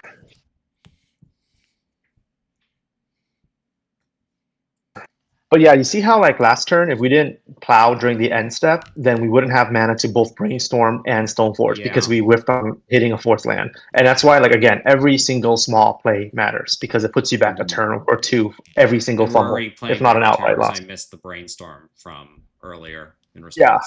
Yeah. Okay. Yeah. Because it's turn 5 and he only has 3 lands, right? And we don't have any lands in hand. So clearly we're both stumbling on mana. And so you have to be smart about your mana. He's in the tank. That's good. But yeah, so like Beans as a card, it just incentivizes stupidity. You just force anything and everything, and you don't really think. And then I think someone, not me, have run the numbers before. They did like what are the chances of drawing at least one of 4 copies of any given card in 7-card hand, right? It's like a force thing. I mean, that's fine. That's we just allow this because our next turn is back to basics, and then we have force backup, and that's kind of people hit on back to basics main, but this is why it's good. Like it's good against virtually every. I mean, we're dangerously close. He's going to take game, aren't we? Force of Will. Yeah. Yeah, he's going to take Force of Will, but he's going to get Force of Will. He wants to get pushed for Stoneforge. All right. He's okay. All right, looking at the game. Yeah, this is why Stoneforge is scary, right? Because they don't play white, so Cauldra is very, very good, and Cryptic is also very good, right? All but anyways, as I was saying, maybe land. So just back to basics. If you run right? for sure. just back to basics, and force. If he forces, because he has a push in hand, so it's either daze, pierce, or bust. Right? If he has daze or pierce, we force back. All right. Yeah. Now we force. Normally, you do on the stack right now doesn't matter Pitching because all you have Jace, is maybe? Yeah, we can pitch a Jace. You don't need two of them. Yeah, so he's gonna draw his push, right? And that's fine. So you just He draws push, he can't even cast it, and now I've got combo into the world basically. Yeah. Now you just yield the entire turn. But like, so he's got to push, and I'm assuming he's gonna push you right now, right? He's gonna get a swamp and push you. Doesn't even solve the problem because now I still have this cryptic code I can do shit with. Yeah. I mean, if you draw a land, we're just gonna chase. To not go to Cauldron too, right? Yeah, and he doesn't even know if you have Cauldron because you brainstorm. We don't, but I mean, I kind of assume that if you brainstorm, they know. Okay, well, I'm assuming it's just cryptic code now. Yeah, just play the code. Yeah, we're fine with playing a code. But yeah, so I think it's like, I don't know, some numbers guy ran like the multivariable hypergeometric distribution. I think it's only a 38% chance of opening with one of a four of in an opening hand. So there's only a 38% chance you open with beans. And beans, that deck is awful if you don't draw it. Like the whole deck is a whole bunch of do nothing. That's what I was saying before. And even when you do draw it, jam Jace, I assume. Jam Jace, and then jam Jace and +2 him. The reason why we're doing this is we obviously don't want to get Bowmaster. We can do it next turn because we have Plow from Snapcaster. Yeah. But as is, And so, as I was saying, there's only a 38% chance you open up with beans, right? So 62% you don't have it, and you just suck. The deck just sucks. And even when you do have it, you lose, right? There's a non-zero chance you just lose. Like this guy had the perfect draw. Turn 2, beans, force my ending. That's like as ideal as it gets, right? And he still lost. So worst case scenario, your deck is kind of flimsy. Best case scenario, you're still kind of losing. It's not great, right? So sideboard, I'm not really too sure. I like my main deck so much. I don't know how much I like Red Blast. I'm on the fence. Surgical maybe for Burrows, although that might be going in too hard. The only two that I'm fairly convinced are good are Lavinia. Against Bug Beans, I don't even do Lavinia because unless they're on the Days version, it only stops Force of Will, and that's fine. Okay. As long as they don't have Beans, they can force all day. I don't care. It's a net card advantage, right? Okay. What you want is 2 to 3 Red Blasts because it hits their forces, it hits their Uro, and it hits their the 3-drop that like is an instant. Not the charm, but the bargain, the whatever. Yeah, the bargain. Yeah. So what are we cutting? Plows. So what I would do is shave some number of white kill spells. You need some, but I think you have more than you need. So I would probably because they're probably going to bring in Carpet of Flowers. So you probably want like 2 endings. Yeah. And I guess my only reluctance is Bowmaster, but I guess I have to be more careful and play around that. Okay, we're good. going. I don't know about you, Mitch. I kind of like Static-Caster. Static-Caster's okay. There's times I've tried it, and it's super hit or miss. At the saving grace, though, is it's blues. At worst, at least you can pitch it a force. It's super good if you can hit if it lands, and you can hold off like Bowmasters. Because there's times you land it, it kills a Bowmaster, and you have to blow a push on it or something else, and it makes. Yeah, you can submit this. I would normally keep Dress Down over the 3rd Blast because it's actually pretty decent. But well, here's I a hard think the Blast decision. is because of the dumb charm thing. Mulligan, right? Yeah, we're not keeping this. This is terrible. All right, this is keep. This is terrible too, but we're gonna have to keep it. But it's like the Dress Down, right? Goes away. Like Red Blast. You want Red Blast over Pyroblast. Yeah, the surgical you. Okay, so just get rid of the Pyroblast. You want the Red Blast. So you pitch the blue. Yeah. Okay. Yeah, this game looks like a loss because our hand game 1 was savagely bad, and our game 2 hand seems really bad post Thoughtseize. It's not looking good. Yeah, because if he opens with turn 2 beans, we're pretty up the creek here. Right, we're super behind. That's actually the best thing he could have taken for us, but also the worst thing because he has the beans now. Okay, so you can play out the Vista now. So on the off chance, Okay. It's probably going to be a beans, but it's okay. We'll play it out. Okay, so not beans. Okay. Another Thoughtseize? Okay, that's fine. Right. All right. I don't believe he plays Days. So again, this is like a really good place to draw Stoneforge, right? He forces, we're up a card. He doesn't force, we're still up a card. Either way, it's just good. Brainstorm would be cool. So you play out the island here. Yeah. I mean, at this point, we'll draw. I'm down to draw any card except a weapon and lands. Yeah. Yeah, I would have blasted that. The reason is Yeah, me because too. his main threats, which he doesn't have right now, is Beans, which is unblastable, and yeah, so Yeah. and Bowmaster, because Okay. Bowmaster beats your cantrips and it also beats Snapcaster, Oh, right? alright. And if he Yeah. had Beans, he would have played it, right? Bowmaster, he probably wouldn't have played it even if he has it. But if he has Beans, he would have played it. So he doesn't have it. In that case, just slow him down, because we just need to slow him down just enough so that we can draw our Walker or our Stoneforge, right? So that Right. needed to get Wasteland is not blasted. doing anything. There's also some incentive too when you have a bad hand to make like a play like that to try and catch up because Well, we're you so can't far draw behind anything. already. Yeah, there's only what, like the only cards I didn't want to draw were what, Cauldra, Batterskull, and lands, and we got a Batterskull. It's cool. It's life. That Wasteland is pretty though. See, we've already got a +1 on him for him playing that card. Yeah, Do you Yeah. red blast this? Wait, you gotta counter that. yeah, that I'll blast that. Yeah, that's an easy For blast. sure. Yeah, it's just curious that he played that Wasteland before brainstorming, because let's say we don't counter this, he cannot play a cantrip to shuffle away, right? He's for sure locked for at least for one turn, which I find to be interesting. Yeah. Because he basically knows our hand. He's not playing around Spell Pierce, right? Unless the card we drew is Spell Pierce, like it don't matter. No, Life from the Oh, Loam. Loam. That's even better. We don't care about Okay. that card either. Yeah, we don't care about that card at all. So we draw back to basics here, we win. Oh, okay. Jeez. So our man is screwed up. Brutal. Okay. Yeah. If we had a second island, we would have won a back to basics, a Narset, a fairy, any Stoneforge, any So cantrip would we have have been a a good lot of draw. live draws at this point. Yeah, yeah, exactly. He has a sanctuary, right? He can add. Wait, did he dredge it? Oh, he did dredge it. So He just gonna dredged play it and he again? missed. Yeah, he only So get one. funny. He only got one. That's fine. Whatever. Sure, he's gonna play a terrible land. There's another drop, okay. window here. Yeah, so he's not even Yeah, representing Bowmaster. So we draw an Loose island. We're good. Yeah. Oh, God. Oh my god.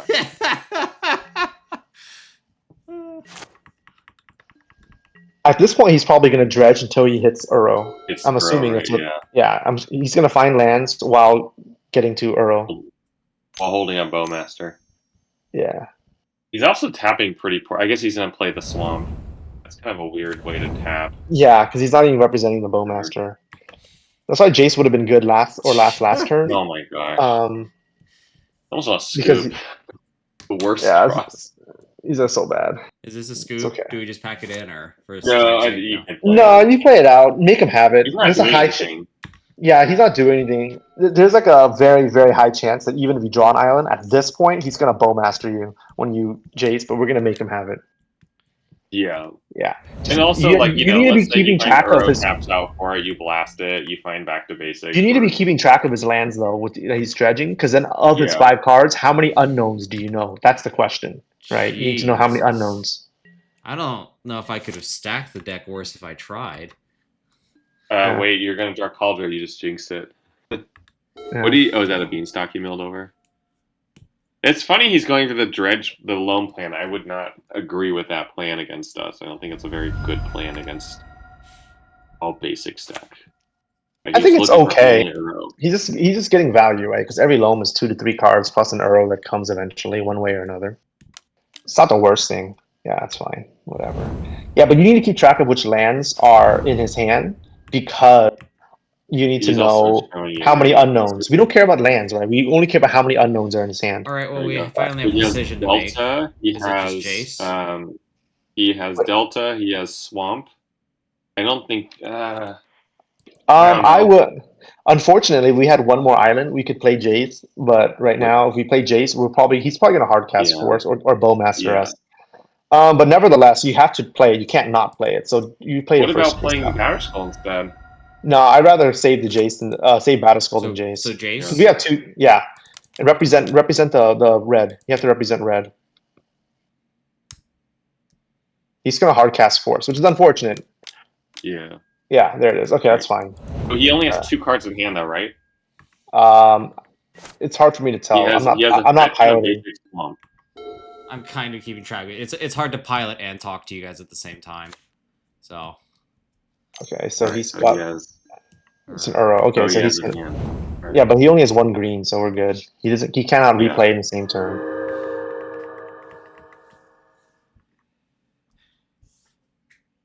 Is he gonna dredge with it? Horse would be a good draw. I mean, we have a lot of good draws. A back to basics is good. A force of will is good. Like, there's a million good things, right? So he is going to try and bring it back same turn. Yeah, looks like it. All right. So are we going to Jason summon it, or? It depends on what we draw. Yeah. It depends on what we draw. Because we can also ending it with Pierce up too. Yeah, I like that a little bit. Or he's also still holding up that Bowmaster, right? Yeah. Very, I mean, he's going to be very eternally obvious. holding up the Bowmaster at this point. But he Correct, hasn't yeah. been drawing cards though, because he's been dredging, right? So he's actually not adding new Exactly. cards. That's why, like, if I was playing right, I would be keeping a tighter look on how many unknowns there are.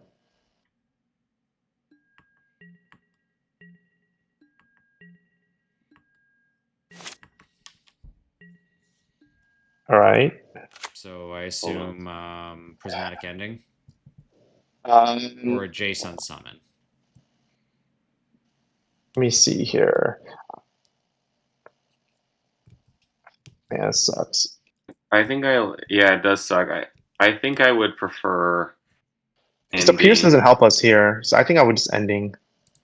Yeah.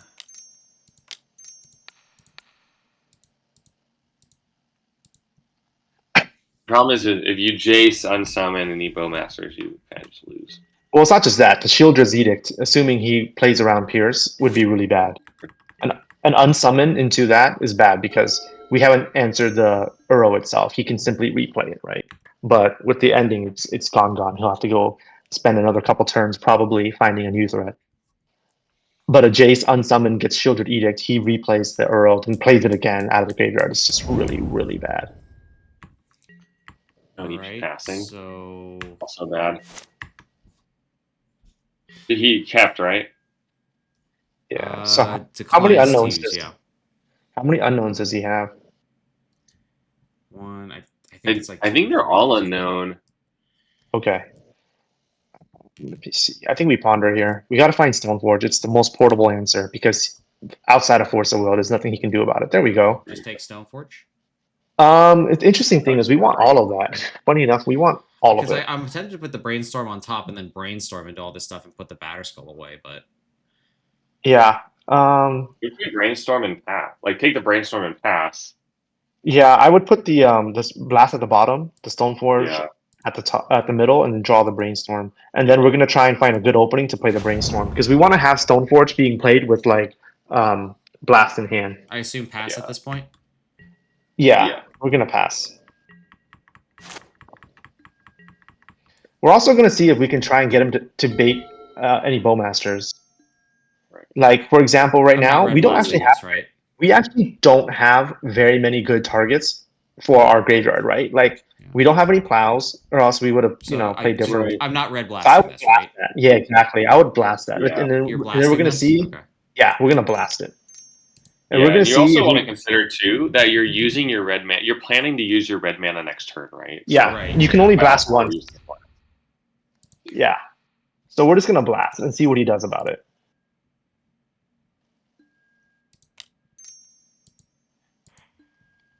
I mean, in a best case scenario, this gets like pushed. A worst case scenario gets Bowmastered. Either way, we're fine with it. It's already killed something and shot it, and we're fine with that. And it's like we move on.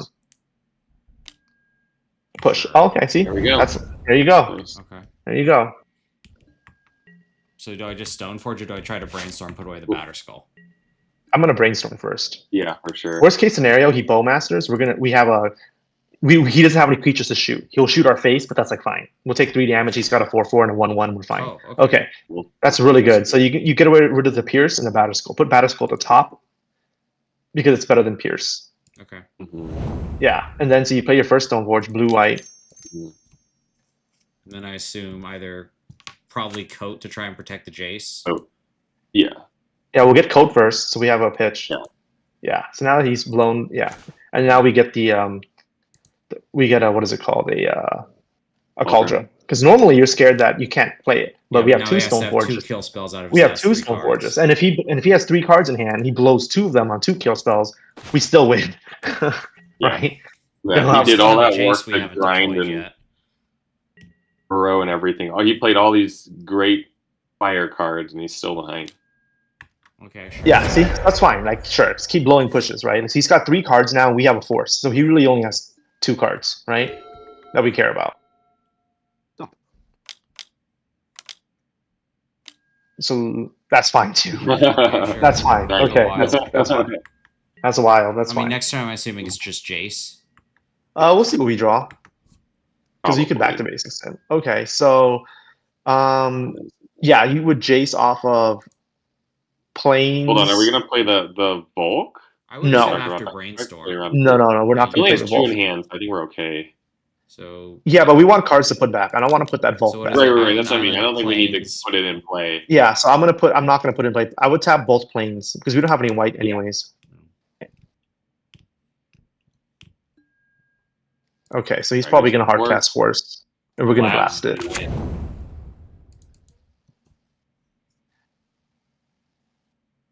This is a hardcast Force coming in. Okay, so we're gonna red blast it. So he's got 1 card in hand, and we have Force and a Cryptic Coat. So there's really almost nothing we're afraid of. So now we're gonna bury him. Just draw cards until he decides he's done with the game. Okay. Okay. So you want to put you want to put Cauldron at the bottom, and you want to put. Well, actually, losing the you want Cauldron on the bottom and Teferi on top because there's only 1 copy of that, and it's 2 back to basics. Yeah. Just play up this Volk, I guess. No. Okay. Because as soon as you play, he's in a wasteland. That's favorable for him, right? You need it next turn. Sure. We're gonna continually draw cards with Jace. Because next turn you're gonna play Teferi first, because you have 6 mana, right? You play Teferi first, and then you play the What is this? the back to basics. This is probably a bargain. Yeah, we I kind of like forcing that. I'm down to I'm down to force it. You can pitch the coat. It's like fine. He finds 2 Bowmasters are kind of sad. I guess my first guess would have been back to basics, but he's got enough. Nah, right? it's okay. He can't Bowmaster you. You have a Teferi coming. You're gonna Teferi before you play the Jace Brainstorm anyways. It doesn't matter. Okay, so I'm just. So you gonna pitch the back to coat. Basics. Pitch a coat. Okay. No, you pitch a coat. You pitch a coat.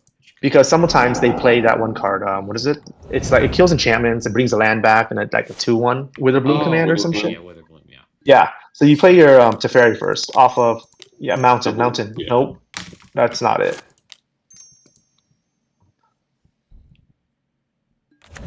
All right. Right now you draw with the Teferi. No, you draw with Teferi first. Right. You need to find fetch or he has- a little deeper. Right. Yeah, it goes deeper. Then It goes Brainstorm. deeper. Yeah. Now you Brainstorm.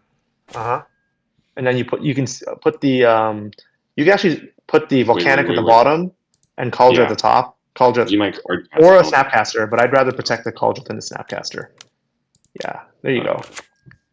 There you go. And now we're kind of. So if he Shield Judge's Edict, you pitch the Teferi. If he Bowmasters you, you play the Snapcaster, you kill it, and you continue brainstorming, right? Like, it don't matter. Okay. Pretty far. His best draw is like Lorien Hardcast, basically. Yeah, that's Lorien. what This is this is, Lorien. Yeah, which he got. That's literally the best draw he could have had, and he got It's it. cost Whatever. some shit But you ton had to of tap lands. what 4 lands down. Yeah. So he blew like 2 or 3 lands for it. Now he has to play. Yeah, and then now he has to This pass is turn our anyways. bonus, so, all right. Sure. Okay, so now we uptick with the Teferi. And then draw with Jace. Yeah.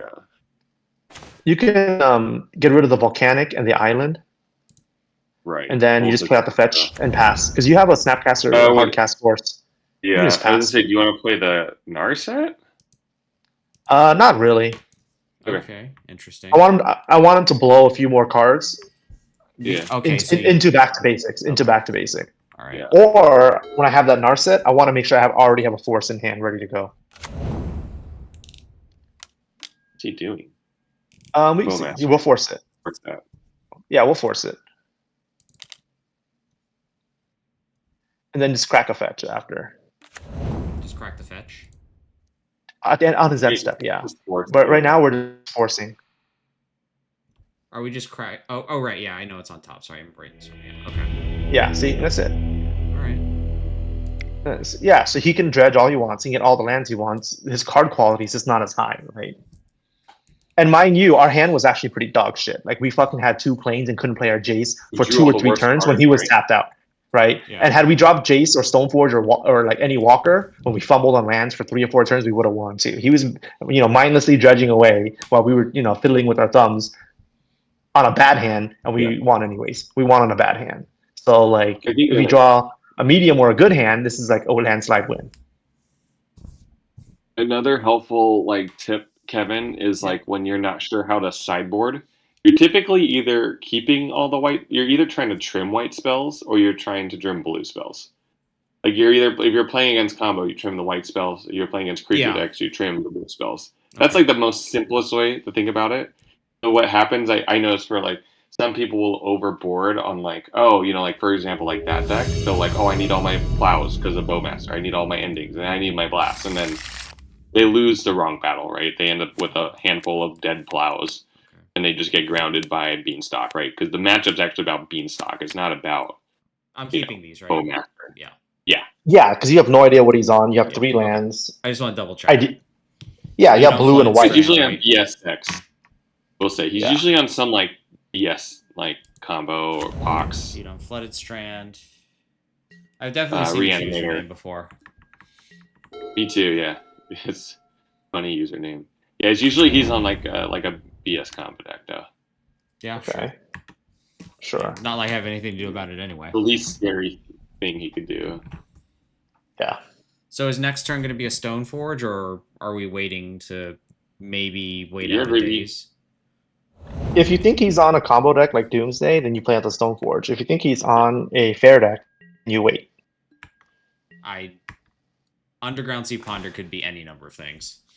Correct. So it depends. Then it also depends on you drawn in sorcery to Ponder Brainstorm, then you're more likely to play the Stoneforge because you would have a turn 3 play, right? Right now, if you play the Stoneforge and it fails, you might not have a turn 3 play, right? So yes or no? Sorry, you might have cut out a little bit there. So yes or no on the Stoneforge? Oh yeah, I think I cut out for a second. Because you have no turn 3 play unless you top deck it. Yeah. I would wait. I would play the island and I would just wait. Okay, and why? Sorry, why would you wait? Because I think I lost part of that in the static. Because if he counters it in any way, best case scenario is force. Worst case scenario is days. You have no turn 3 play. Okay, so now so he is on the days. Correct. Yeah. Okay. So you see how like if you play Stoneforge and he days. Yeah. So hold up. You won't time out. Don't worry. So like get a plains end step. Get a plains. Just a little bit of thinning, and we're gonna have to do it anyway. Take a bad. Yeah. Yeah. Okay. Yeah, but okay. Going back to this is an important juncture last turn. So worst case scenario, he dazes you. Best case scenario, he forces you. Either way, you would have no turn. Wait! Stop! You have to crack. Okay. Oh right, yeah. Or he's gonna. You have to crack the fetch first. You have to crack. He's gonna. Yeah, but you understand, like if had he dazed or forced your turn 2 Stoneforge, you have no turn 3 play. But now you notice that you put him in a really, really bad spot because now he has to force. Daze is no longer an option. That wasteland is completely garbage. Yeah. Do you understand like why we sequence it exactly like that, right? Because now not only is our Stoneforge a +1 because he has to force or push. Either way, we were up a card. But now that wasteland's also dog shit, right? Like he's lost the land. He skipped his draw step for that wasteland, to right? Get coat. Yeah, you can get a coat here, but you understand the theory behind it, right? Like why we sequence it exactly the way we sequence it. Yeah, because if very you're not important. leading into anything, you're just like feeding Stoneforge into a daze for no reason. Like I'm not looking at like a Narset or Teferi that I can capitalize with. Yeah, we're not looking to trade 1 for 1. Everything needs to be a 2 for 1, right? There you go, +1. There you go, and then that means he's on some blue-black tempo deck. But you see how now Cryptical's fucking good as shit now. See? Yeah.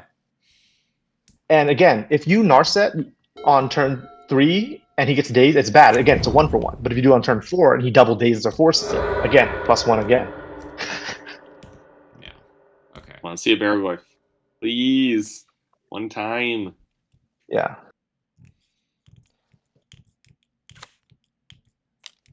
This is why every single little thing matters. Baleful Strixture resolves. So that means he can play, what's it called next turn? Kaito. He has to play around that. I guess you could play around it by just playing Coat, right? Because he can't tap it down the same turn. I mean, he But he could plus. stun it. He could he can't stun it because it has ward, but he can plus the Kaido right? to bring it up to Kaido 5. is just a blue-black to play, so he has No, but then So it's 2 mana. It's 2 ward. It's not a 1 ward. But hold up. Yeah, but next turn you'd have 4. No. Wait, hold up, dude. You're not. Yeah, you should have played the Vista. You need to get a white source because watch, when you play that Coat and it exiles your second planes, you're fucked. Anyways, you need to get a Scalding. You got a Scalding Tarn. Get a. It's game 1, so you don't have red yet. So you have to get another island and play the Cryptic Coat off of your triple island. Like this is again, this goes back to your mana management has to be perfect every single time because you're playing fucking lands and only tap for 1 color, right? If there's a plains under here. Yeah. Okay. Okay. Sure. I mean, you can't do anything about it. So you have to. So you just have to. You just have to plow. Just plow now. Yeah. Because if he dazes you, it'll put him back, and then maybe we can draw into something. Right? Yeah. There you go. Okay, that's fine. So now he has a total of 8 cards, and we have a total of 8 cards. But we were on the play, so we're just trying to catch up. Yeah. What did he? Oh, he pitched a Murktide. Okay. Yeah. So we're in a good spot now because the only cards we're afraid of now are what? What are the only cards that we care about? Force Pitch Force, I think. Yeah, Force Pitch Force. The only cards we care about right now are Kaido, Strix, and Bowmaster because they're all sticky and hard to deal with. So that's one we don't want to see. Okay. He's stuck on mana, right? Yeah. It's very likely he has a Kaito in hand, in my opinion. Yeah, it's probably true. Okay, so you are gonna start. Hold up. Play the Snapcaster first off a double island and see if you can plow it. And then if he forces or dazes or whatever, then follow up with a Stoneforge Mystic. Correct. But you don't want to give him the information you can Stoneforge. You want to kind of fake like you can't, and there's no reason to do it because you're not like playing around days or anything. He can't double daze you. He only single daze you. Okay, so now you Stoneforge. Now you Stoneforge. And if he dazes this. Okay. I was gonna say, is there wisdom in not doing this now? No, because we want to Jason next turn. Okay. And if he dazes, he cannot hardcast Kaido, which means he has to hardcast Baragloif. And if he hardcasts a Baragloif, then we're going to unsummon that dumb shit. Okay, I see the decision tree. Okay. Because I would have thought in my default, like, well, let's just not give him a daze. Let's not turn his daze on turn 5. Well, but then if he top decks a 4th land, he plays Kaido, then we lose, right? Because Stoneforge can't deal with the Kaido on its own. Okay, sure. Yeah, he pushes it. That's like no one cares about that. Yeah. Right. All right, so we ideally we want to draw plow. Yeah. Let's see. Honestly, okay, so there's 2 plays, right? You're either gonna +2 or you're gonna draw a bunch of cards. I mean, I could be wrong, but I would just fucking draw cards because the way he's playing Strixes, it doesn't seem like he has fucking Bowmasters, right? He seems like he has like a Kaido he's been trying to push out, right? And if he Brazen Barber yeah. or something. So Jace off 3 islands and a plains. Correct. Correct. Yeah, because if he had Bowmaster, he would have used that to trigger the Kaido instead of fucking running Strixes out. I agree with that. Brainstorm? Yeah. So we're just gonna brainstorm. And he can't Brazen Borrow or trade right here. And we're just gonna hope he doesn't have Bowmaster. If he does, that's fucking life. You know? Alright, great. Nice. So we put the I had the batter skull on top. I want the ending on the bottom. Sorry, actually 1, 2, 3, 4, 5.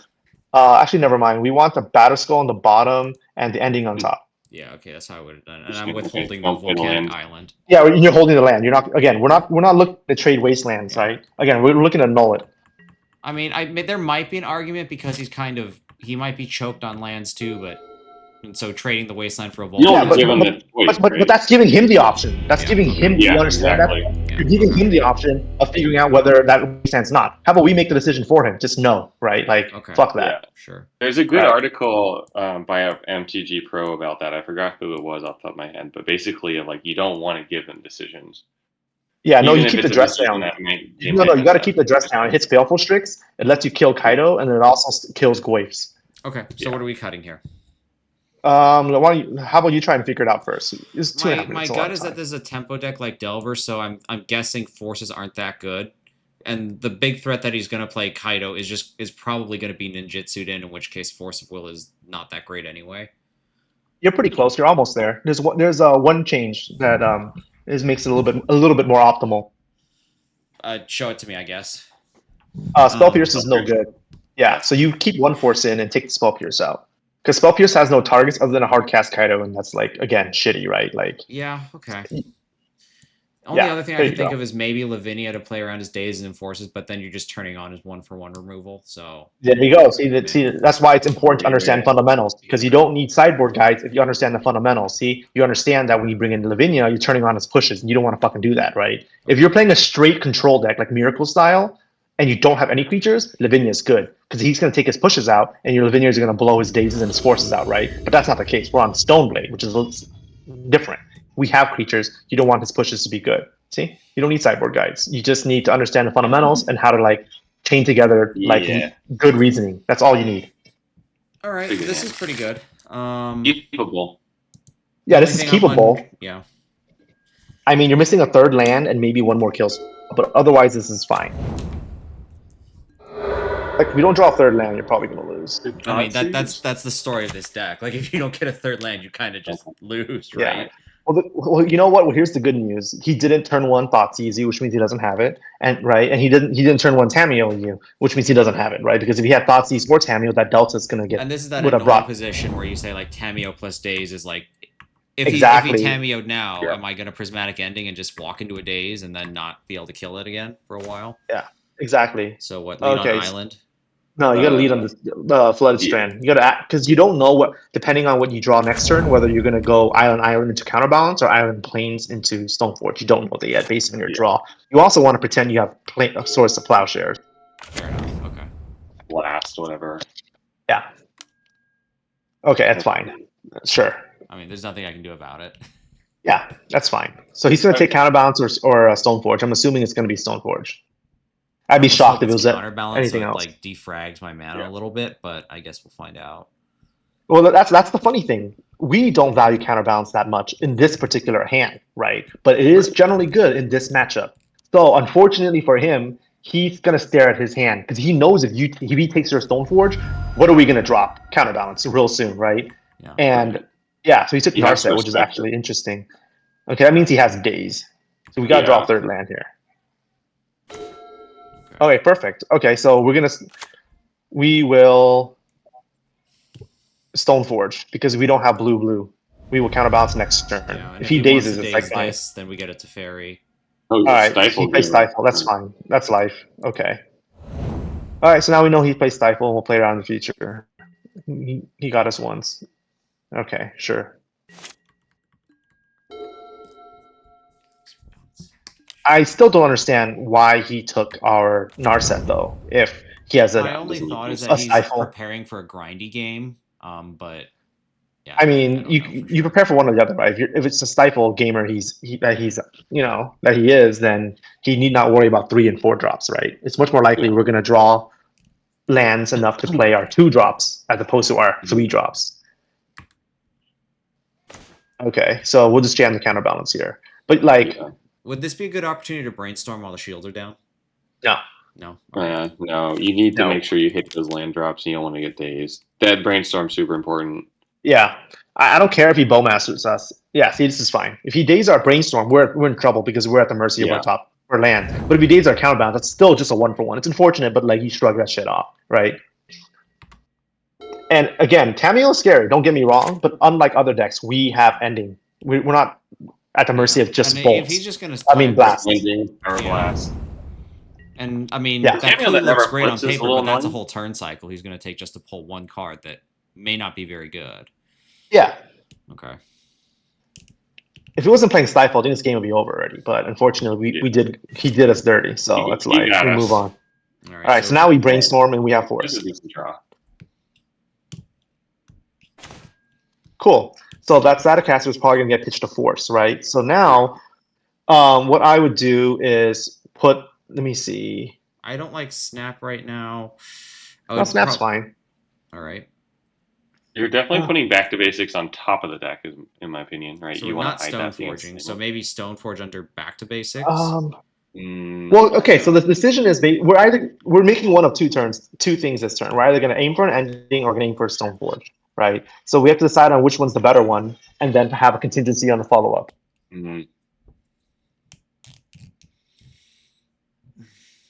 Let me think here.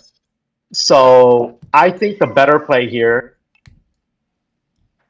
is to go higher up on the CMC. So I think we go Stone forge. Yeah. So we don't. I think we go stone. I think we're going to stone forge, and so we're going to keep the Staticaster as literally just force pitch, right? Yeah. The back to basics we can draw later and it'll be good. So I think you bottom the back to basics. We want to redraw that, and then we got to get rid of something. Because Teferi's your second option, right? Your answer to Cameo if he. Let's get rid of. Darn, this is tough. You know what? Let's put the force on top. Ooh. Okay. Yeah. Stone forge. Yeah. We don't really want to trade 2 for 1. That brainstorm probably going to make or break this game. Yeah. The reason is because what do I get here, real quick? Cauldron complete. Yeah. Because if that thing flips, we're gonna crush it. So now he can't flip it. So now we know he doesn't have days, right? If he had days, that's for sure days, right? So he's gonna card. Okay. That's okay. That's fine.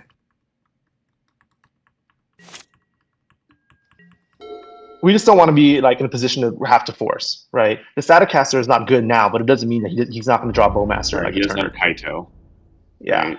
So he can't no Kaito Kaito. us. That's fine. He's either missing no Kaito or land prop, but yeah, probably not. Brainstorm.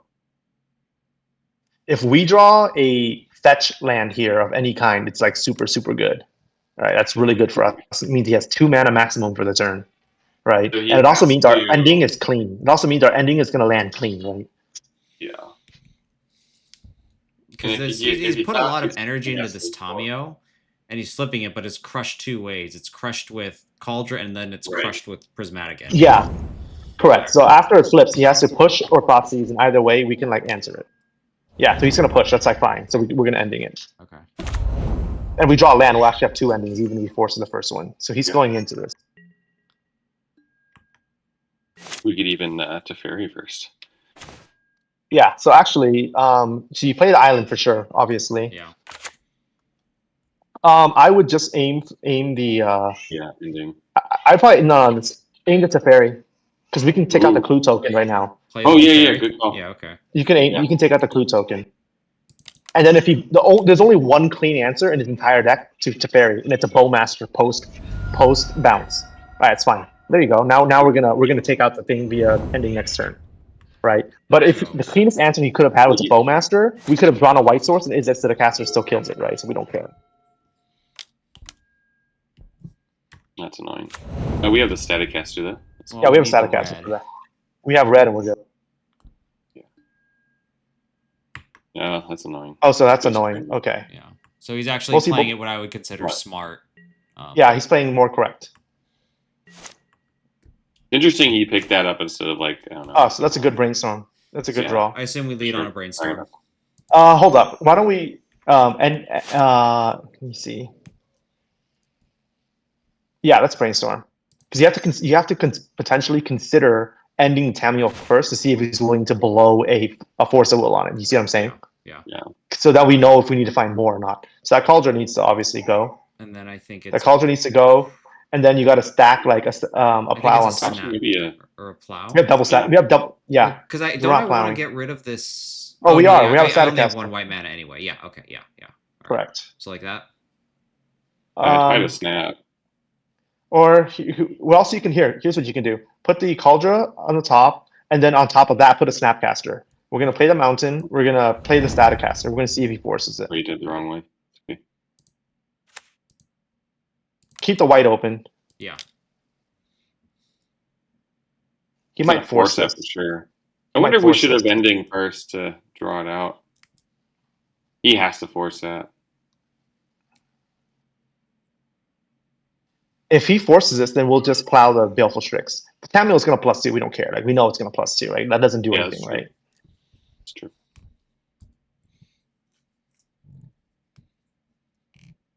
And the reason why we're plowing, okay, so that's fine. Ooh, okay, so now, all right, so now we can ending. We only have one white source, right? We only have a single I white assume we source. ending the Tamio. Yeah, because even if he dazes, that's fine because we can only cast one white spell per turn. So we do have to cast a white spell every turn. And we have multiple prismatic endings anyway. So please be. We have two Snapcasters, so we have duplicates of every kill spell in existence. Of course. He's really tanking on this. Yeah, so seeing how he's in an awkward spot now because that Baleful Strix is guaranteed dead, right? And if he counters this, all it does is +2, and guess what? We're going to try again because we have mono Snapcasters, right? And he probably let the Staticaster live because he has a kill spell, but we're not letting him get value. I'm just going to kill this now, yeah. Just shoot it now. Yeah, just shoot it now. He doesn't have haste creatures, and we don't want to let him do combat stuff. Yeah, we don't want him to stifle it either randomly. Correct. Yeah, okay. No stifles, please. Yeah, and then you can just yield entire turn. It's fine. Okay, that's really good for us, right? Because that means at most he has 2 mana for the turn. And 2 mana is not enough to do a lot of things, right? We don't care about Murktide if it's a 2 mana card. That Wasteland is fucking terrible. And this is why, again, this goes back to game theory, right? This is why, we play mono basics. So my only thought is brainstorm. Try and get a little more going here. I wouldn't brainstorm. Do you have a ponder instead? No, I only got 2 brainstorms. No, we pass. All right. No, we just pass. Because remember, the only card that stops our brainstorm effectively is Bowmaster, and we have 2 answers, right? Because if you tap blue, red for your Snapcaster brainstorm, we can kill his Bowmasters 2 ways, right? So he won't get the full effect. Yeah, we don't care about Wasteland. The card, that's a Kaido though. Yeah, so it's good. So brainstorm in response. You brainstorm in response because you might find a blast. So. Yeah, I was gonna say don't double. Yeah. You leave 1 blue open. If he minuses it, you can play. Yeah, and so he probably kept Force of Will, right? We know he has it because he took it with Tamio. So if he forces this, we'll just drop another Snapcaster on top of that. Okay, so now we'll brainstorm. And if we find a red source, it'll force his Force of Will. So we really want that.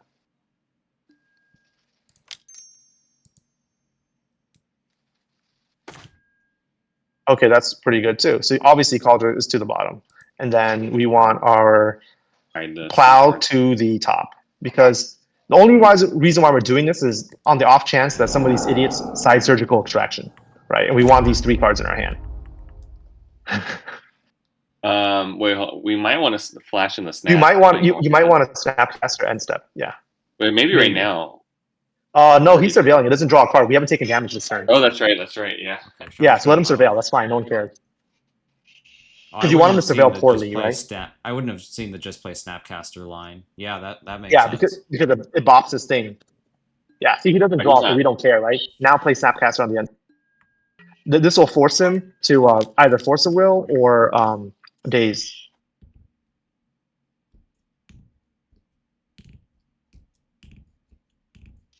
This is going to draw something out, for sure. And if he Force of Wills, it's like super awkward. Nice. So he doesn't have Daze. It's super awkward, right? So now, okay, sure, it resolves. Yeah, that resolves. And then now you can play your Stoneforge. And then grab a coat or something interesting. Did we pitch coat this game? Of course not. We might have. No, we did not. Okay, no. Cool. So Cryptic Coat, I'll just leave red up. Well, I mean, he has to leave red up and red blast, but just leave red up. Yeah. Okay. And then we can use our Stoneforge to block Kaito if we need to, or even actually Coat just trades with it, right? If you block with it. It's a 3/4. Depends on what he does. It's okay though. I always think it's a 3/3. Okay. Yeah, we'll slap it. Right? Attack Kaito. Yeah, we'll slap it. Okay. It just sucks that we don't have a second white source because if we do, Stoneforge becomes a really good draw. Yeah. Yeah. He's in a super awkward position now. Yeah. Because those double Wastelands are screwing him over the way our lack of second white is screwing us over. Except his is colorless. Our blue still does something. Yeah, interestingly enough, though, every Jace, every Teferi is a good draw right now. Every Jace, every Teferi, every Stoneforge, every Cantrip, Jeez. all good draws. Even a natural Batterskull or a Cauldron is a good draw at this point, so long as that Stoneforge survives. So it's actually quite interesting that we have. What is this? He's getting bigger. That's fine. All right, so we just need to chump it then. Stoneforge chump. Actually, he doesn't even draw this turn, right? No. He already plus, so take the damage. He can't. Yeah. He can't. Yeah. He can't. draw. What is it Okay. called? Draw cards. Yeah. So Yeah, we take the damage too. Yeah, because what is he gonna do about that? Like we can bounce our Cryptic Coat all day. We have a plow for any like Murktides or Baragoyf. So 2-0 to 0. See, if you just like play clean, again, no landslide wins. Like we had to fight for every single game, like all 4 games. 2-0. Yeah, right. And some hands were bad, some hands were good. We had a mulligan here and there, right? We're missing colors, but like you just gotta put the pieces of the puzzle together. Like it's very, very doable, right? Okay. There's just no landslide wins. You just gotta play the game. Cool. All right, that was very helpful, guys. Thanks.